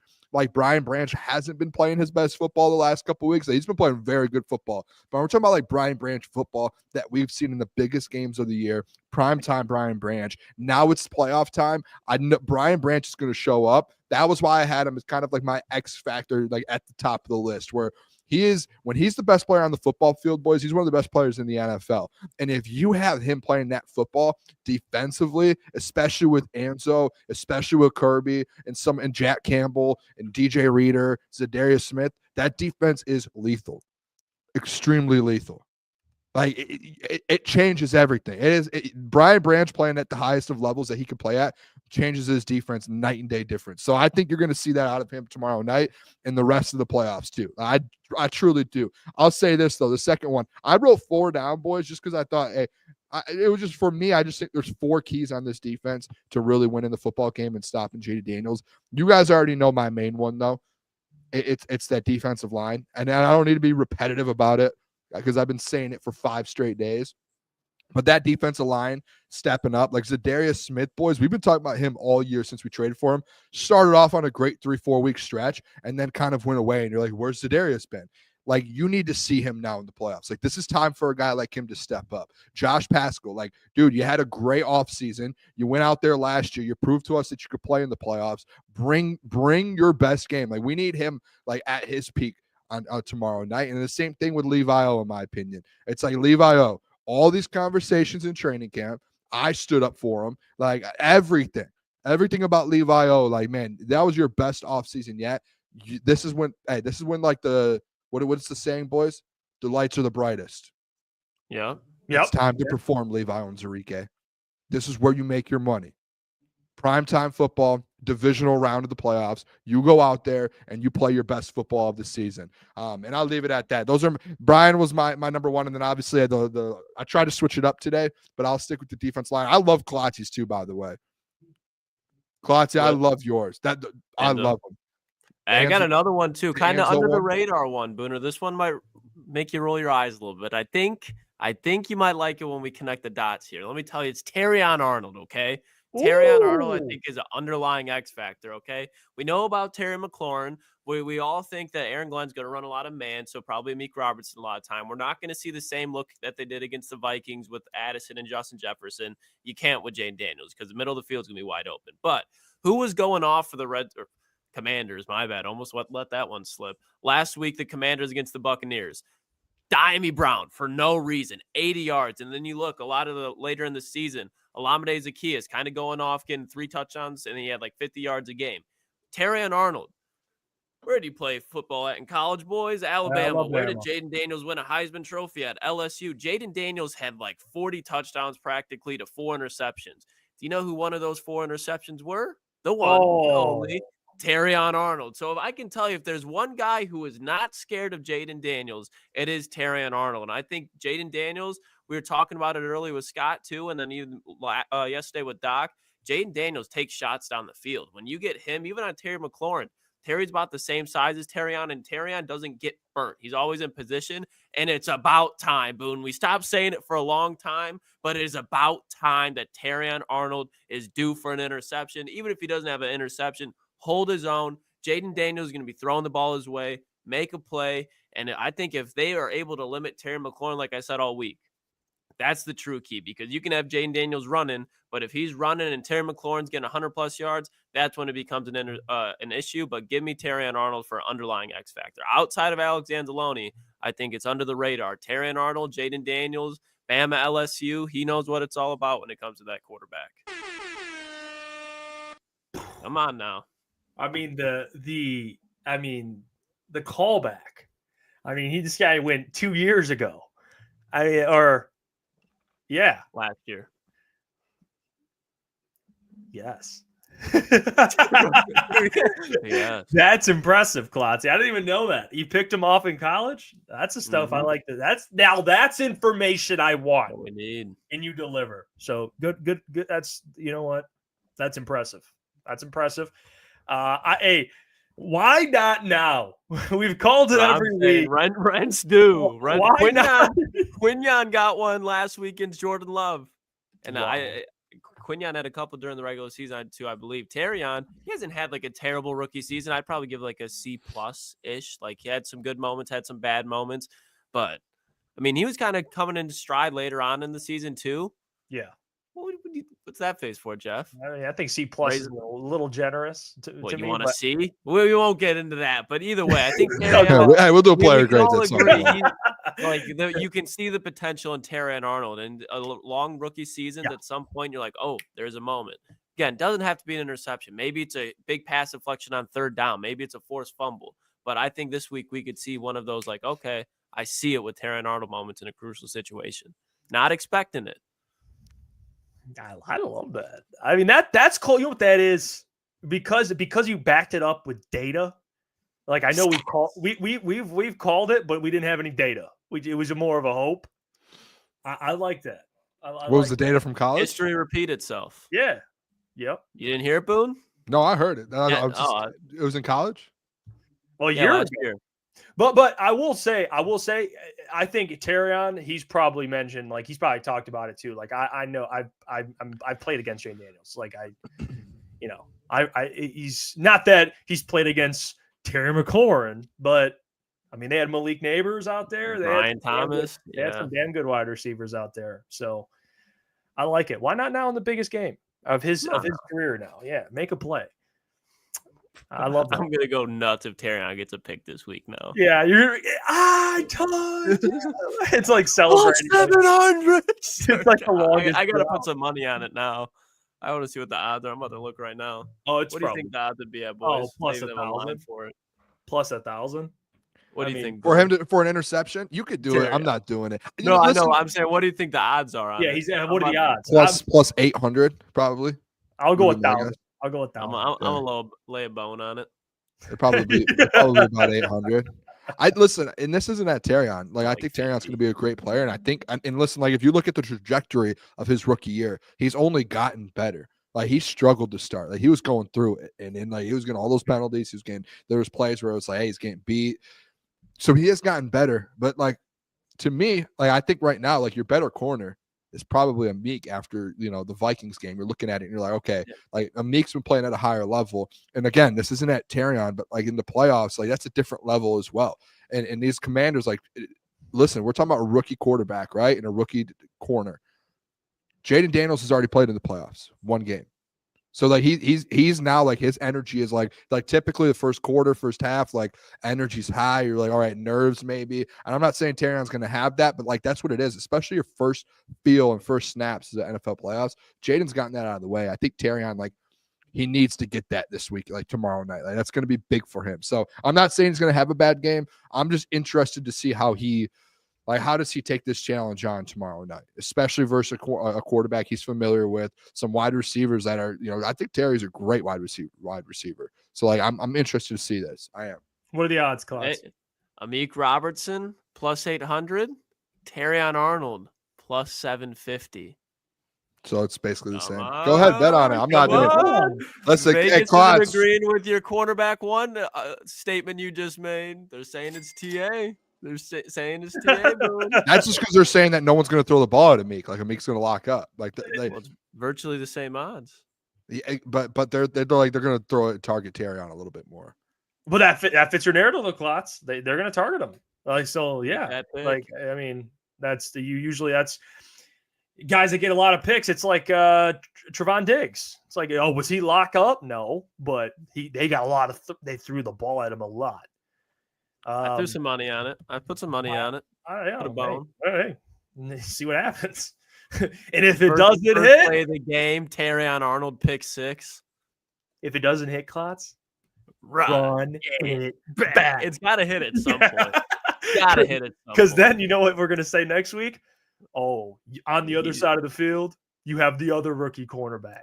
Now it's time to prove why you're the right pick. Shout out to Derek, gifted 5 Crunch Time memberships. Appreciate it. Derek. Let's hey Boone. How about that? Let's get to these keys, huh? I want to see what Boone's got for the keys to victory. A little fuel. I'm saying he hasn't taken any L's this year on the keys. I think I've been pretty spot on every week. You've been pretty spot on. I can't even argue with that. And by the way, later on, we still got pick 'em. Caleb and I believe, I'm not sure with Gentry, maybe both. I miss Onk. We haven't seen Onk in a while. He's been busy. Yeah. But we got to pick him after. But Boone, I'm curious. What's the keys, Boone? Tell me. Right. What's the path? I took a different route this week. Typically, I'll dive into the game, the logistics, the stats, this and that. We're looking at all these. Listen, we're in the playoffs. Yeah. Right, boys? Like this isn't like anymore. Hey, win the turnover battle. No, this is the playoffs. There's things that need to be done to win football games. And if you don't get those done, you're going home for the summer. We're going to Cancun, Turks and Caicos, the Bahamas. We're not doing that, though, boys. And you know what? Hey, someone clip this, send it out to the Lions team, because this is what they need to do to win the football game tomorrow night versus the Commanders, boys. Alrighty, number 1, Jaden Daniels. I want, and I'm going to name some guys right now. Zadarius Smith. The Soldiers. Levi O. Josh Pascal. DJ Reader. Alex Anzalone. Jack Campbell. Trevor Nowaski. Come on now. Ify Melifonwu. Those boys, I want every single one of them at one point tomorrow night to absolutely rattle Jaden Daniels. I want you to hit him so hard, and I want the crowd to be so loud that he gets up and goes, I don't think this football thing's good for me anymore. I don't think I want to play the game that I love anymore. Kirby Joseph, Brian Branch in the secondary. I want you to make this rookie quarterback second guess every single decision he makes. That's, to me, boys, the number 1 key is you rattle this rookie. We talk about the playmaking skills. He's going to make plays. You talk about his arm. He's going to make throws. But what you can do, something you can do, a quarterback, especially a rookie quarterback, can't handle is when he's on the road in the playoffs in a hostile environment versus not I'm not going to say this. Not a good defense, but an absolutely mean defense who plays angry and runs around and wants to kill people. That's what you got to do tomorrow night to this quarterback. That's what you want to do. Aaron Glenn, masterclass tomorrow night. And all it comes down to is how tough are you? And do you want to kill the guy on the other side of the football? My God. All right. That's number 1, boys. I hope that was a good one. Yeah. Listen, Jeff Klotz, it's playoff football. There's no more, hey, let's win the turnover back. No. All right, next one. Number 2. 3 words. They might be the same word, but 3 words. Convert, and the last one, boys, starts with the C. Convert. Those 3 words right there. 3. 3 words. Not 1. You were going 3. 3 words. Convert. I was waiting for one of them to be spelled wrong. I'm not gonna lie. I thought one of those 3 were gonna be spelled wrong. Convert, boys. Listen, this is gonna come down to, I say a turnover battle, different battles you need to win in the playoffs. 3rd down battles, you convert on 3rd downs. And you know what? You do not allow Jaden Daniels and that rookie quarterback that's going to be in a daze. You know, like in those cartoons when you have like the Tweety birds around his head? He's going to be looking like that. You do not let him convert on 3rd downs. You convert, don't allow to convert. Red zone battle. You convert in the red zone, don't allow them to convert in the red zone. 4th downs. You convert on 4th downs, don't allow them to convert on 4th downs. Simple. Playoff football. How about that, boys, huh? What are the 3 words? Convert. Yes. Convert. Yes. Convert. Got it. Lions football. Here we go. Win 3rd downs and win red zone battle. Red zone, 4th downs. I didn't put 4th in there, but we know what the game plan is, boys, okay? Last one. This is the biggest one of them all. I said it before the show started. 4 years ago, a man by the name of Dan Campbell walked into the building and said, we are playing football my way. I don't care about the same old Lions, SOL, the brand new Lions, boys. All right? You play Dan Campbell football going forward. There's no slip-ups. When I say you go kill the other guy on the other side, I don't mean literally, but you go take someone's head off and you dominate him. You play Dan Campbell football, and you know who's going to be behind you the whole game, and this is my biggest key to victory for the whole thing. The crowd. Detroit Lions fans. I don't know if there are people watching this game right now or watching this show that are going to be at the game. If you are, you need to be the loudest. I keep seeing pictures of the last few home games of the crowd standing and cheering, and people are pointing out about 200 Lions fans who are sitting down, not cheering. Every single person tomorrow should be on their feet, should be ready to go. You should have the Dan Campbell energy tomorrow in the stands. Every single one of you. Everyone needs to be ready. I'm not just talking about the players or the coaches. I'm talking about the fans, the workers, the ball boys. The blue collar workers. Oh, the blue The collar ones workers. who make it Us who are going to happen. be doing shows. The people out at bars. The families at home. Dan Campbell football tomorrow night. Detroit Lions. Brand new football. Grit. That's the last key to victory for the next 3 weeks. I'm absolutely juiced up, boys. Those 3 things over the next 3 or 4 weeks, you win a Super Bowl. Start small, boys. I think I just lost my voice. Up, boys. You know what? I love the third one is there's best home field in the NFL, grit. Now, like, it's not even a key. It's just a statement. Grit. It's literally just grit. I think I lost my voice. I honestly, you know what? I like these. I do, Boone. I like Didn't it. miss. 3 for 3, Boone. I mean, even the play Dan Campbell football, best home field in the NFL, grit. I love that shit. So I you know what?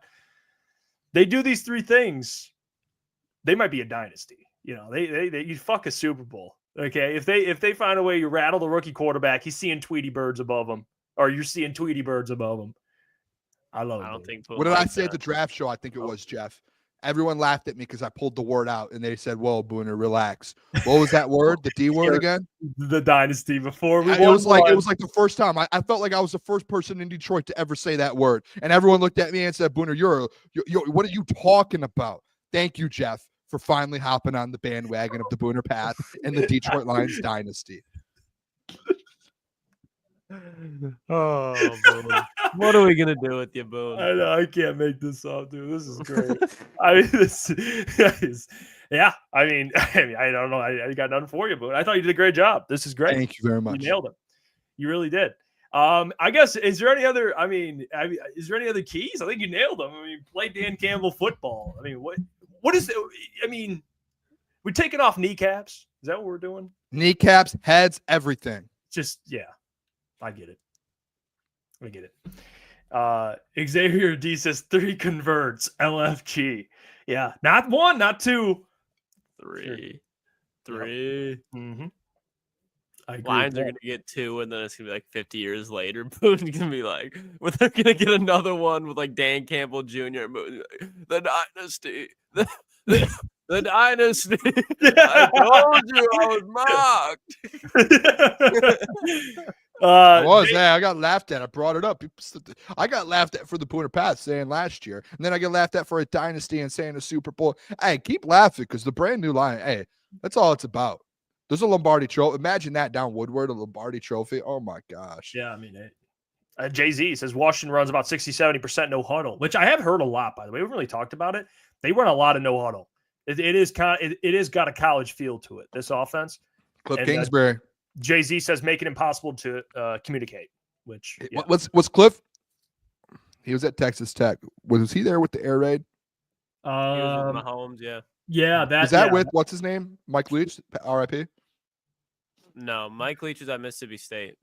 No, he was, but Mike Leach started the air raid at Texas Tech. I believe. Mississippi State. Yeah, was that the same time, or was that like Mike Leach and then Cliff Kingsbury, and then I don't know the timeline on it, but yeah, Cliff Kingsbury, he runs that type of offense. Like he's a guy that boom, boom, boom, Kyler boom, Murray, it's going. Hill. Yeah, Kyler Murray as well. So you know, Cliff Kingsbury, dude. I'm going to say this: people might hate me. I think he's a good football coach.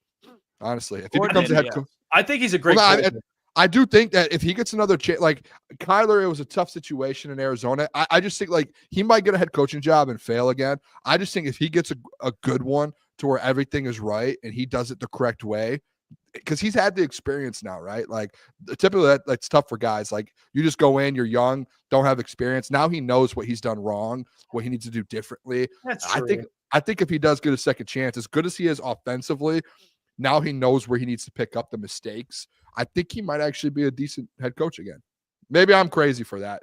I think he's like a Mike McDaniel. Yeah, not as goofy, but Mike McDaniel, again, first time as a head coach. If he gets fired in Miami, give him a couple years. He still has the mindset. He can learn what he got fired from, and now he can. You see coaches all the time. Their second stop is always their best sometimes because of that. Because that first time, it's like you're such a. He was so young. Yeah, no, I get what you're saying. I don't know. I mean, it's hard because we don't know, like Cliff, like this comment, like John Hughes, like there's examples going both ways. Examples proving 100%. Yeah, and there's 100%. Examples like Josh McDaniels. He just never learned. So I don't know where I agree. There are guys like that too. I just think but Cliff can do it. he's a great coordinator. I know that. And if he's learned a lot, maybe one day. I mean, there was rumors like the Bears wanted to bring him in because I don't know. He's college interviewed offense. for all these jobs. Yeah, like it's just the offense he's in. He does a great job with mobile quarterbacks. I will say that. And the thing that he got the most flack for was second half season collapses. Like that was his thing with Arizona. Remember they started undefeated and then they just collapsed after that. Yeah. But with Dan Quinn, like he's in a great spot. Learning from Dan Quinn. Like I respect him too. I mean, offensively, it's gonna be a chess match with him and AG. I think he'll have a hell of a game plan, but I don't think Cliff's like some pushover OC. Like he's good. He's really good. For a rookie quarterback to be playing at that level, like Jaden Daniels deserves a lot of credit, but man, like Cliff and him, that offense is built around his strengths. Like that's a proof of a great coordinator. You know, like that coordinators understand what you do well. And no huddle, RPOs.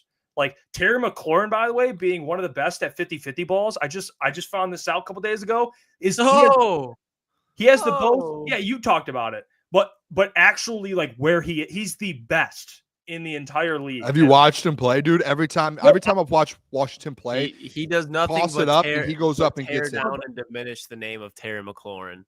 But I didn't know he was the best, like in terms of they have a data. It's like how many 50-50 balls he gets versus catches. He is the best in the entire league. I like Terry McLaurin, dude. I think he's a great wide receiver. Yeah, if he can just show up, I mean, besides every there's two or he is like there are games where he just goes quiet. But you got to think like even Amon Ra's had some games. It's a bit at this point. I just like pissing off Klotz.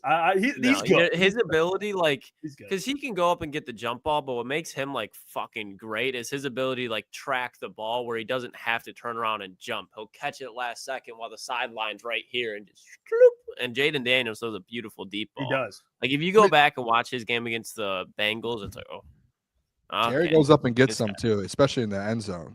I've seen in the red game zone. Winner They just over throw the it up. Cowboys. Yeah, they just throw it up to him, and he just goes up, and he's coming down with everything. Like he finally has a quarterback, dude. Yeah, and Jaden Daniels puts the ball right where you need it every time. Shout out to Derek, man. Derek says, Crunch Time, Sports Boys. Thanks for what you do. I enjoy your show. Well, Derek, we enjoy you, man. I appreciate it. You're the best. You're the man, Legend, Derek. I saw too. Shout out Baldo Lie. He doesn't have a wide receiver to offset him. That's the problem. You know who they need to get? They need to get my boy Restrepo. He'd be perfect for them. Restrepo's going to be insane in the league, man. Yeah, he's that dude. He's one of those guys I bet on a bunch this year for touchdown scores. And like the only weeks he doesn't score, I bet it. And it was just really, it was like Jeff Iafrate. I was just like, and then like the next week he'd have 3. Yeah, it was literally every week I'd bet him. I'd be like, yep, I'll throw him in a couple like Jeremiah Smith in and like some dudes, Ryan Williams in for a touchdown score, and it would be like Xavier Restrepo, nothing. And I'm like, okay. And then next week I'm like, I'm taking him off, and then he gets 2 or 3. I'm like, all right, dude. Well, his quarterback's favored to go number 1 overall, as he should. Wonder who's been saying that. I don't know. I always do this. We're gonna get into our draft rankings after the Super Bowl. Okay. Forgot to ask Scott again, who we thought like should go 1. We can ask him. We'll get him on. We'll ask him. Yeah, we'll probably do more draft once the Lions are done. The draft stuff's gonna really. I'm pumped up for the draft stuff too. I know we're not supposed to look ahead here, but boys, like we're talking about the combine too, and we're gonna be there. Hey, the people, I hope too. The people enjoy our combine content because over the next few weeks, and the boys too, we've been gonna do everything we can to like get elite coverage, like interviews. I'm pumped up. Maybe we get Jack Sawyer on the show.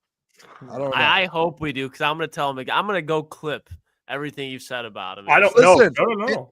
And you know what? You can do whatever you want. There's a respect factor out there. And I hope Jack, and if we ever meet, and if he becomes a Detroit Lion, and I'll say this to him too. Never will. If he does, no, listen, if he does, Jack's gonna be so good, bro. He's gonna be good. And I text the group this with all the boys, with like Easy and all of them. I text this. I said, hey, I will be fine if Jack Sawyer becomes a Detroit Lion. I'm in. Like that means we're that much better.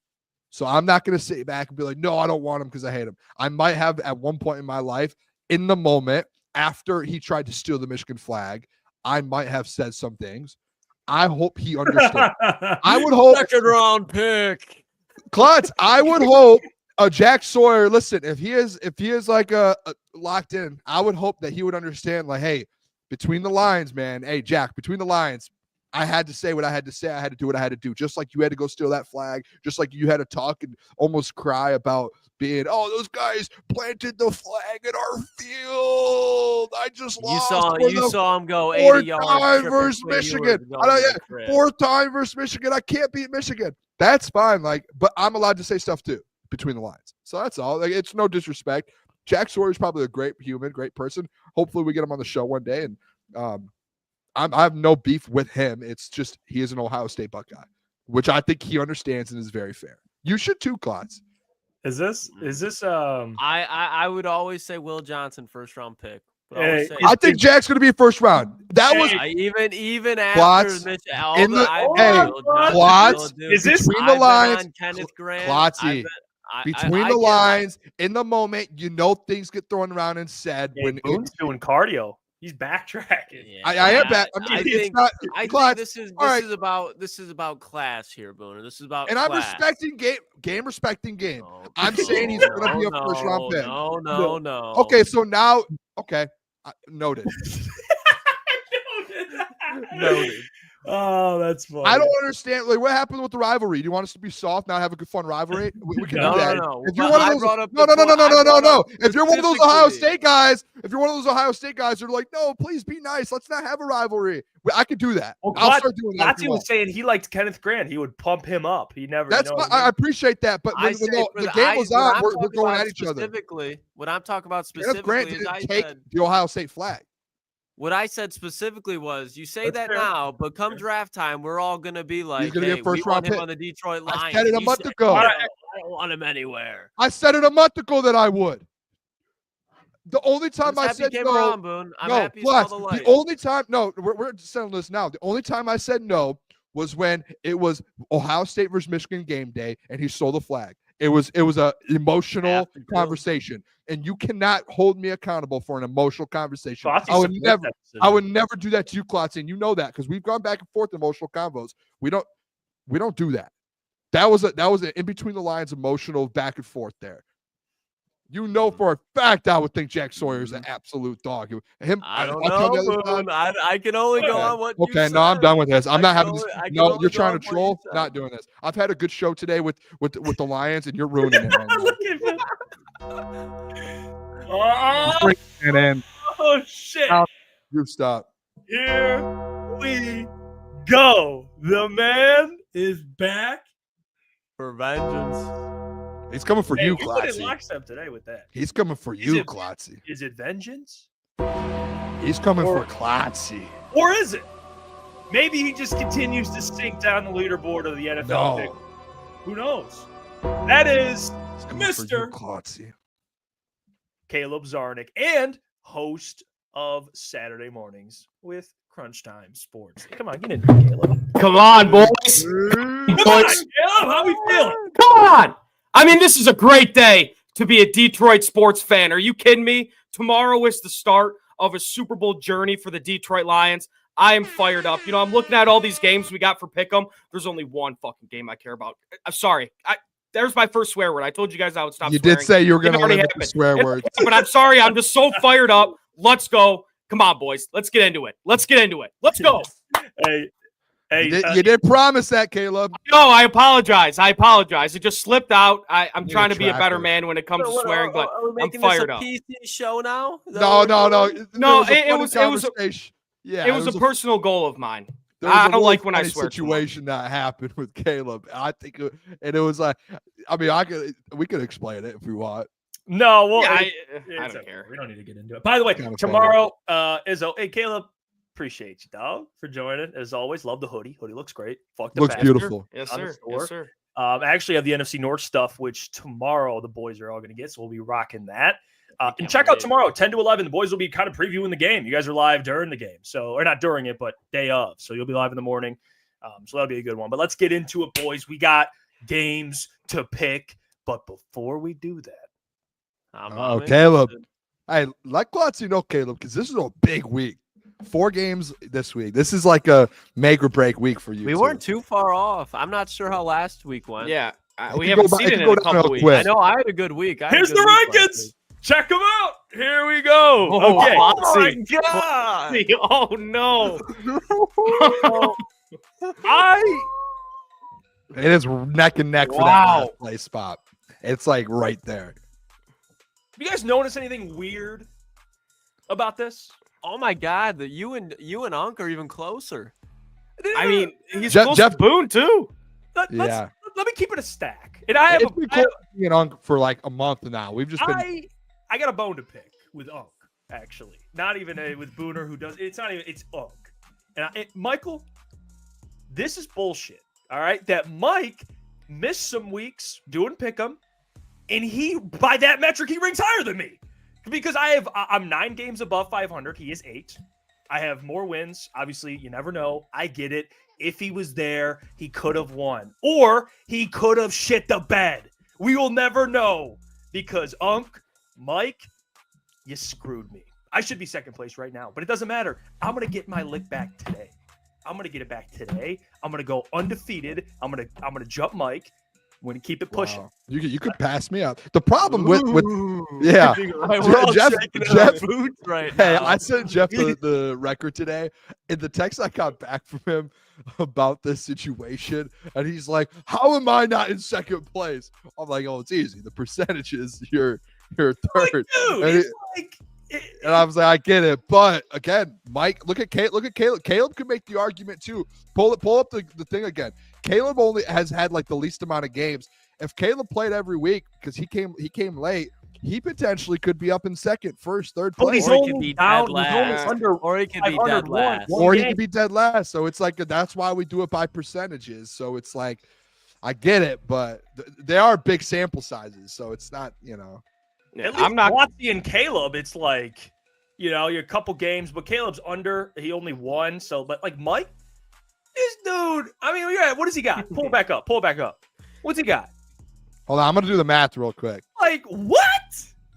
What? He has I mean, 114 games. I got 130 games. I think Mike's got like 110. You have Yeah, that math 131, doesn't add up there. and he has 114. Yeah, you have 17 more games than him. I want to see Caleb's real quick compared to And I'm Klotz. one game better than him in the record. I'm going to be completely honest here too. I had a good week last week. I'm pretty sure I had a decent week the week before. Klotz, I was ready to rest my starters. I was ready to just. I thought I was fine. I thought I clinched that. think you are. That I 4 am. spot. Hey, I'm just saying. I'm being honest with you as a competitor and as a man. I'm just saying. I thought I was there. I thought I was there in the Man. 4th place. I thought I was locked in there. But look, we got a ball game here, and there's Hey. a lot of football left. So I'm What- excited. I'm excited to compete against you, Klotzy. But I'm gonna be in the 4 spot that year. I'm locked in. If Jeff's gonna complain about Noted.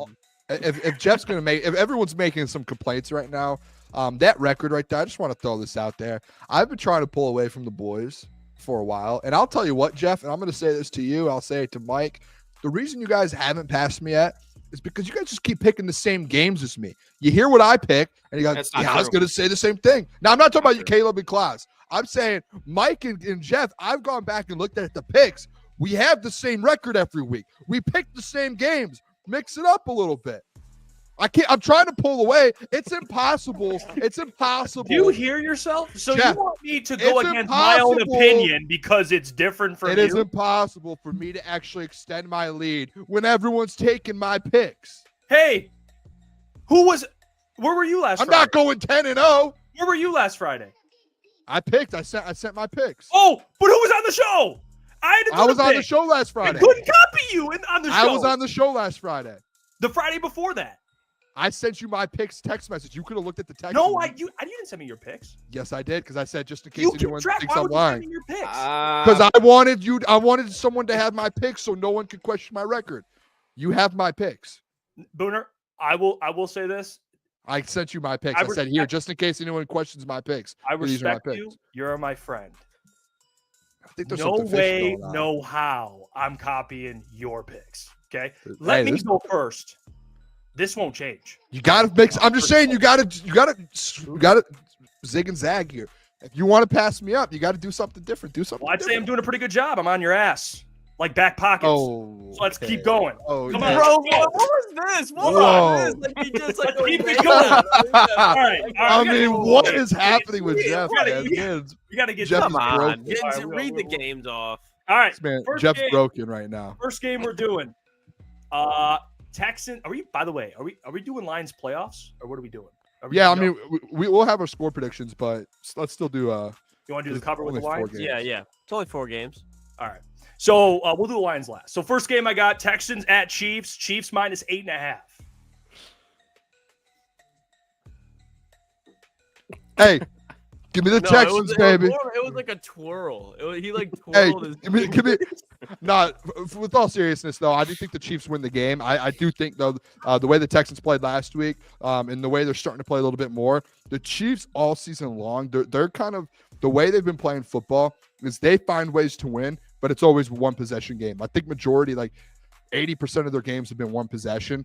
So I'll take it's 8.5, right, or 9.5.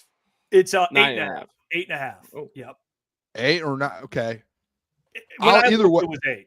it was 8. All right. Either way, I'll take the Texans. I think it's going to be a touchdown game, and I think it'll be a good football game. I do think the Chiefs win it, but I think they'll stay in the game. That defense is going to keep them in the game. So I'll go Texans 8.5 plus 8.5. I love this. Some things just line up, huh? Give me the Chiefs because the Chiefs are going to cover this. Oh, he's trying to make moves now. He listened to me. No. I'm happy you listened to me. This is happening. I'm so glad you picked the Texans. I'm happy I'm controlling you like a puppet. It's like Puppet master Booner. No, I love it. Love This is it. the best. I am a happy man. Give me Yeah, the because you're the puppet. Chiefs by 10. For me, at least, I think the Chiefs win by a touchdown, no more, no less. I think the Texans are going to keep this competitive. They picked off Justin Herbert 4 times last week. And Boone, I think you said it in the group chat a couple weeks ago. The Stars always shine in the playoffs. And if the Texans just can get the ball to Joe Mixon and Nico Collins, they're going to do good things on offense. So if they can create some turnovers on defense, keep the ball out of Pat Mahomes' hands, they're going to keep this a touchdown game. I would have loved to tell you there, Jeff, because you're fired up and you sound confident in this one. Come on, That's the most fired up puppet I've ever seen in my life. That Caleb, that pick right there just cost you the 4 seed. Because let me tell you something, boys. Okay. These two teams played very recently. In fact, week 16 they played. You know how much the Chiefs won by? They won by 8. But you know what the crucial factor is? Do we all remember? And this isn't even a joke, but when Tank Dell snapped his leg, it was off a 50-yard bomb. Left the game. There's no Tank Dell this week. When you look at the Chiefs, different animal. They got Hollywood Brown back. They're off a week's rest. This is a different team in the postseason. They're on a mission. The Houston Texans are just a little bump in the road. They're going to win by 10+. Give me the Chiefs. All right, next game we have the Rams funeral. at Eagles. Eagles -6.5 at home. This is a snow game. I don't know if you guys saw, but it's going to be covered in snow. It's going to be a big game. Obviously, the run game is going to be a big factor in this, and with Saquon, that gives the Eagles an advantage. I almost wanted to say Rams money line, but with Saquon in the snow, I still think the Los Angeles. Can you let me talk? I still think the Los Angeles Rams keep it a close game. Give me the Rams +6.5.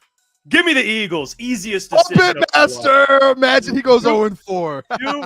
And I've been saying this all week. I'm consistent. Saquon, Jalen Hurts. Come on. At home in Philly. Rams, it's awesome. Listen, and Jalen Hurts, by the way, like the snow is even more why I'm confident in this. Like trust me. Go the Eagles. Yeah, this is a spot where I would usually take the Eagles because all the hype is around the Rams and everything, but I'm going to take the Rams here. It really just comes down to McVay versus Sirianni, and I'm going to take McVay, even though I don't like McVay at all. I think he's annoying, but he's a great football coach, and I think he's going to outcoach Sirianni here. He's going to keep the game close. I don't know if the Rams win, but they cover the 6.5-point spread. I've been consistent, going to stay consistent. Outside of the obvious, the Detroit Lions, the Los Angeles Rams are the last teams you want to play. I don't give a fuck about the snow because Kyron Williams can still run in the snow.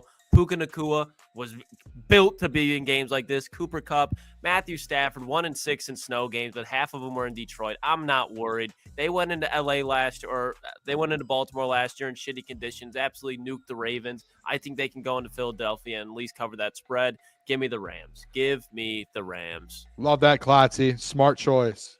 All right, last game, Ravens at Bills. Ravens -1. I have to go with my guy, right? Like I don't have a choice. I have to go with the Bills here. Plus, it's 1.5, by the way, too. So plus 1.5. Give me the Bills plus 1.5. Josh Allen wins the game outright. Give me the Ravens. Derrick Henry. I've got this man on a string, boys. I live so far in his head, it's unbelievable. I know. Talked about it on Look Bleacher at that. Report too.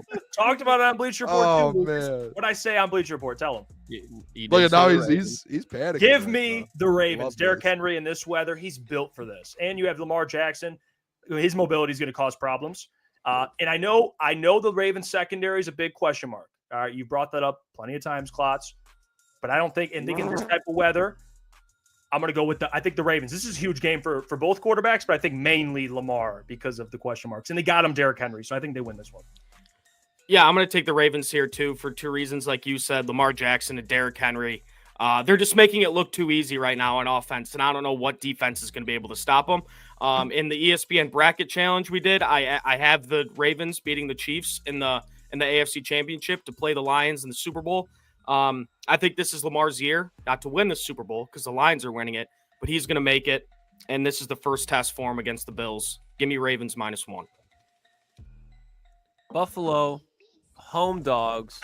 Buffalo, playoffs. Josh Allen's playoff, what I've seen, versus Lamar Jackson playoffs I've seen. James Cook, 20-plus rushing touchdowns. Zay Flowers banged up. Both defenses, meh. Give me the Bills. This is the Bills. This is the Bills. I understand Lamar Jackson's had a great season. Playoffs are a different animal. Lamar looked good. He looked good. Did you see Josh Allen and the Buffalo Bills put up 35 on the almighty Sean Payton Broncos defense? Give me the Bills at home. If it was in Baltimore, could have a different conversation. But Bills, home dogs, disgusting take that the books try to do this week. It's crazy, isn't it, Klotzy? A home dog. You don't do Nuts. that. Bills, No, not for Mafia. Josh Allen playing his best football too. I know Lamar is, but I just don't see a world this Bills team lose at home. Don't see it. Nope. Last game, we'll do the Lions one. Lions 9.5-point favorites. Last time I looked, I don't know if it moved, but we'll go on with the one I have on here, which is 9.5. So Yeah, 9.5. I think it's 9.5. Let's do score predictions with it too. How about that? Yep. All right. I obviously I think the Lions cover. I think the Lions win by 2 touchdowns. I've been saying it all week long, boys. I think they're going to come in with a chip on their shoulder. I know they're the number 1 seed. I know they're the best team in football right now, the Super Bowl favorites. Dan Campbell always finds a way to put a chip on these guys' shoulder. I think they go in there, Ford Field, the crowd behind them. What are the 3 words, boys? Convert. And they're going to convert everything, and they're going to win the football game 38-24. Give me the over. Give me the Detroit Lions -9.5. They're going to put a bunch of touchdowns up and win this football game 38-24. Yeah, I'll go 34-24 is my score prediction. So I have them covering. I have them winning by 10. So there you go. Yeah, Boone, I'm not gonna lie. That's the exact score I have written down, but I'm not gonna shy away from having the same score as you. I'm gonna go 38-24 Lions. Love and it. look, kind of like Dan Campbell said a couple weeks ago, I think it was after the loss against the Bills. He said, "I don't care if we win by 1 or if we win by 1,000,000. Like a win is a win, especially in the playoffs." I know the saying is, "Good teams win, great teams cover," but in the playoffs, that's just not the case. You want to get the win. But I do think offensively, we just match up so well against this Commanders defense. I think we put up 38, and I think we make some stops on defense and only give up 24. So 38-24 is my score prediction. I did not. You can go ahead. Sorry. Go ahead. Am I allowed to talk? No, ask. All right, cool. No, go ahead. No, I'm gonna obviously Lions cover. I'll make it short. I'll make it sweet. I think Doc had the same score prediction. I go Lions 31, Commanders 20. I honestly think that the Commanders can get down the field pretty efficiently, but in the red zone, I think they're going to stall out. They're going to go down the field pretty easily, but multiple drives, like I said, stall out. I think that gets to Jaden Daniels, and I think there's definitely points where Aaron Glenn makes him look like a rookie. Maybe not throughout the whole game, but Jaden Daniels, there's definitely going to be moments where he cracks. So I don't see Washington scoring that many points, and the Lions are going to coast above 30 for I don't know how many times this year. Lions 31, Commanders 20. Yeah, I mean, the people's score predictions, I mean, pretty similar. I mean, we got Shubby, 35-21, Cartier 38-24, Brian Gibson 33-14, Buddy says Lions 40-20, Coach Walk says 41-10. Actually, Shift God has the same one as you guys, I think. Yeah, Shift God said 38-24. Where is it? Oh, right here. 38-24. I'm standing on my nuts with this one. There you go. Probably hurts a little bit. I'd imagine that's not ideal. Get that checked out. They're not hanging that far ideal. down. Woody Ward says Lions 0-3 against Washington in the playoffs. I did 1-3 after tomorrow. Yeah. There you go. There we go, boys. Pumped I'm up. fired up, boys. I mean, I've been looking forward to this this is going to be unbelievable. And, you know, in the past, besides last year, it's been like we're working on mock drafts right now. But now we're looking at Detroit Lions playoff football at Ford Field, boys. It's going to be an amazing. I might get a little emotional tomorrow morning on the show. I might get a little emotional. It's a good feeling, man. It's a good feeling. Being the Super Bowl favorite, here, man. Being the Super Bowl favorite, man. It's a good feeling. It's a good feeling. Yeah, it's hopefully it's not like hopefully we get used to just playoff success in general. Maybe the next couple of years it's just like, hey, Super Bowl or bust. It's where the Lions are now. Should be. Yeah, I mean, right now it is Super Bowl or bust, but just get to the NFC Championship game, then it's like, okay, now you got to get further than you did last year. So, especially when AG comes back next year, it's got to be Super Bowl. Yeah, that's not going to happen. But when Robert Saleh joins the crew, or Rex Ryan, or Kelvin Shepard. Ryan Gibson says, Mailbag, do you see the Lions adding a new DB before the NFC Championship game? Probably not. I don't see the Lions and this is just my thought, I don't think they add anyone. I think they're just set on. I don't know how the rules work with that too. I just feel like they're dialed in. Unless there's like a couple injuries, knock on wood, I don't see them making any moves. I feel like the roster they have is the roster that will win a Lombardi trophy. Anakin says, Mailbag, should the last place person in Pick'ems get punished? We talked about that, but we can't do it now. We talked about it a month and a half ago. When Caleb did. Yeah. When Caleb was in dead last, Caleb was in dead last and said, I'll do it if we do it. And then Klotzy's like, and then what did I say? No. And then we all agree. Like me and Caleb was like, yeah, I'll do it if we have to. The McDonald's thing. And then all of a sudden you get in last place and they're like, yeah, I don't know. We didn't really agree on it. No, I said Caleb, I know you would have made the content and went and done it. I know for a fact. I would have too, Boom. But what did I tell you? In my big money fantasy league, I was fighting off a and you didn't have to. And I said I don't want to do it. But here's the thing. I seen the stress of staring down the barrel. I'm not doing it again for a 24-hour Waffle House challenge. Content's key. Well, it's a great idea, but we'll just skip out on it. It's all good. If I was last place and we were like, hey, we should come up with a punishment. Did it a month ago when Caleb was in last, and it was like, yeah, we're good.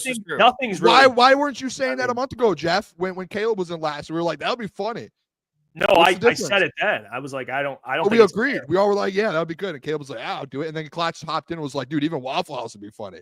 And then all of a sudden now it's like not a thing. No, I said at the time too. I'm like, I don't think it's fair to whoever's in last place. Like it's like.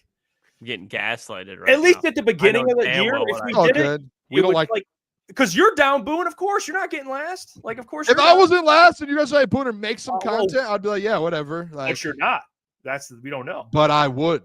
You guys know that. I dressed up as Santa a couple weeks ago and did a Kool-Aid chug. I would have done that if I wasn't last. I don't care. Klotz, I think there should be a conversation between me and you because we are at the bottom and we had very different picks this week. So like. Things could change here. Okay. We could talk off air and see what we want. Here's my thing. I'm not doing a 24-hour. I shaved an admin to the side of my head already. I'm not doing. You did. That was funny though. That was funny. Yeah, it was funny. 24-hour challenge. I don't even know I'd fit that in my fucking schedule.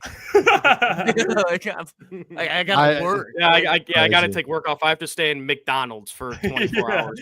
24 I mean, hours. we're after the Super Bowl. I mean, we have weekends after that. Like we have Saturday, Sundays. It's just there's time. We can. We'll do some me and negotiating Caleb, clause. we No, can think of a punishment. Me and Caleb will come up with a punishment. Yeah, that we Well, think is came fair. up with one. It's not, I ain't doing no 24-hour challenge. Yeah. So, You guys- suck it you- up, if- Buttercup. That ain't me. Yeah, you guys come up with whatever, because as long as you guys agree, you're in last place. So I mean, it's up to you guys. Unless I just tank here in the next 2 weeks, and then it's me. The That'd be absolute something. fallout. Cliff Kingsbury-esque, huh? Maybe it's Mike. Yeah, not? Mike comes back for like the NFC Championship. What's up, guys? game. Yeah, you're going He's to so Raw. excited. He's in last. He's like, whoa.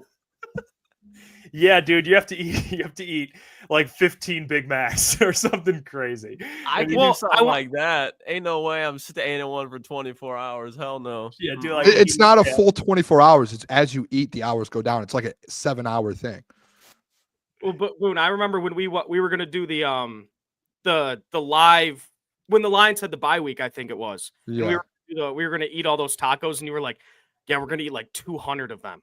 I'm like, dude, I wanted to do it. No one else wanted to do it. Everyone said no. and I'm a fat guy, but dude, 200 tacos between 5 guys. I did the same is math. so many Someone tacos. else did the challenge. That is Someone else so did the many challenge. tacos. That So we did the mathematically same doesn't math add as up. the other people that did the challenge. It was the same math. I saw some of my eyes do it.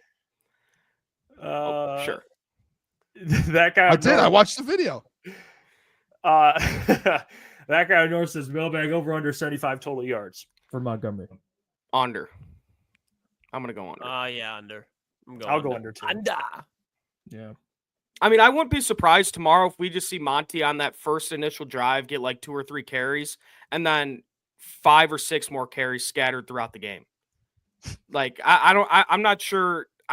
Is he 100%? Like those are all question marks. Gibbs has played so well; it's so hard to keep him off the field.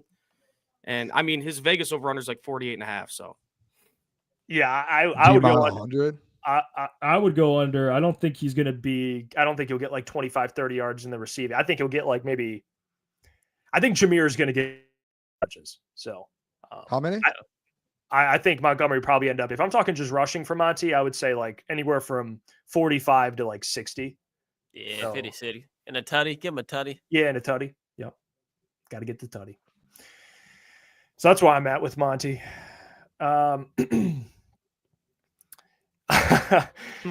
Is TikTok, by the way, is it banned or what? What's going on? I think so. I think it's going to be. This is like they've said it a couple times, but this seems like the most sure it's been there. Like even if you have it Sunday, good fucking luck. Like you ain't gonna have it. Yeah, well, make sure to follow us on intrigued. Instagram.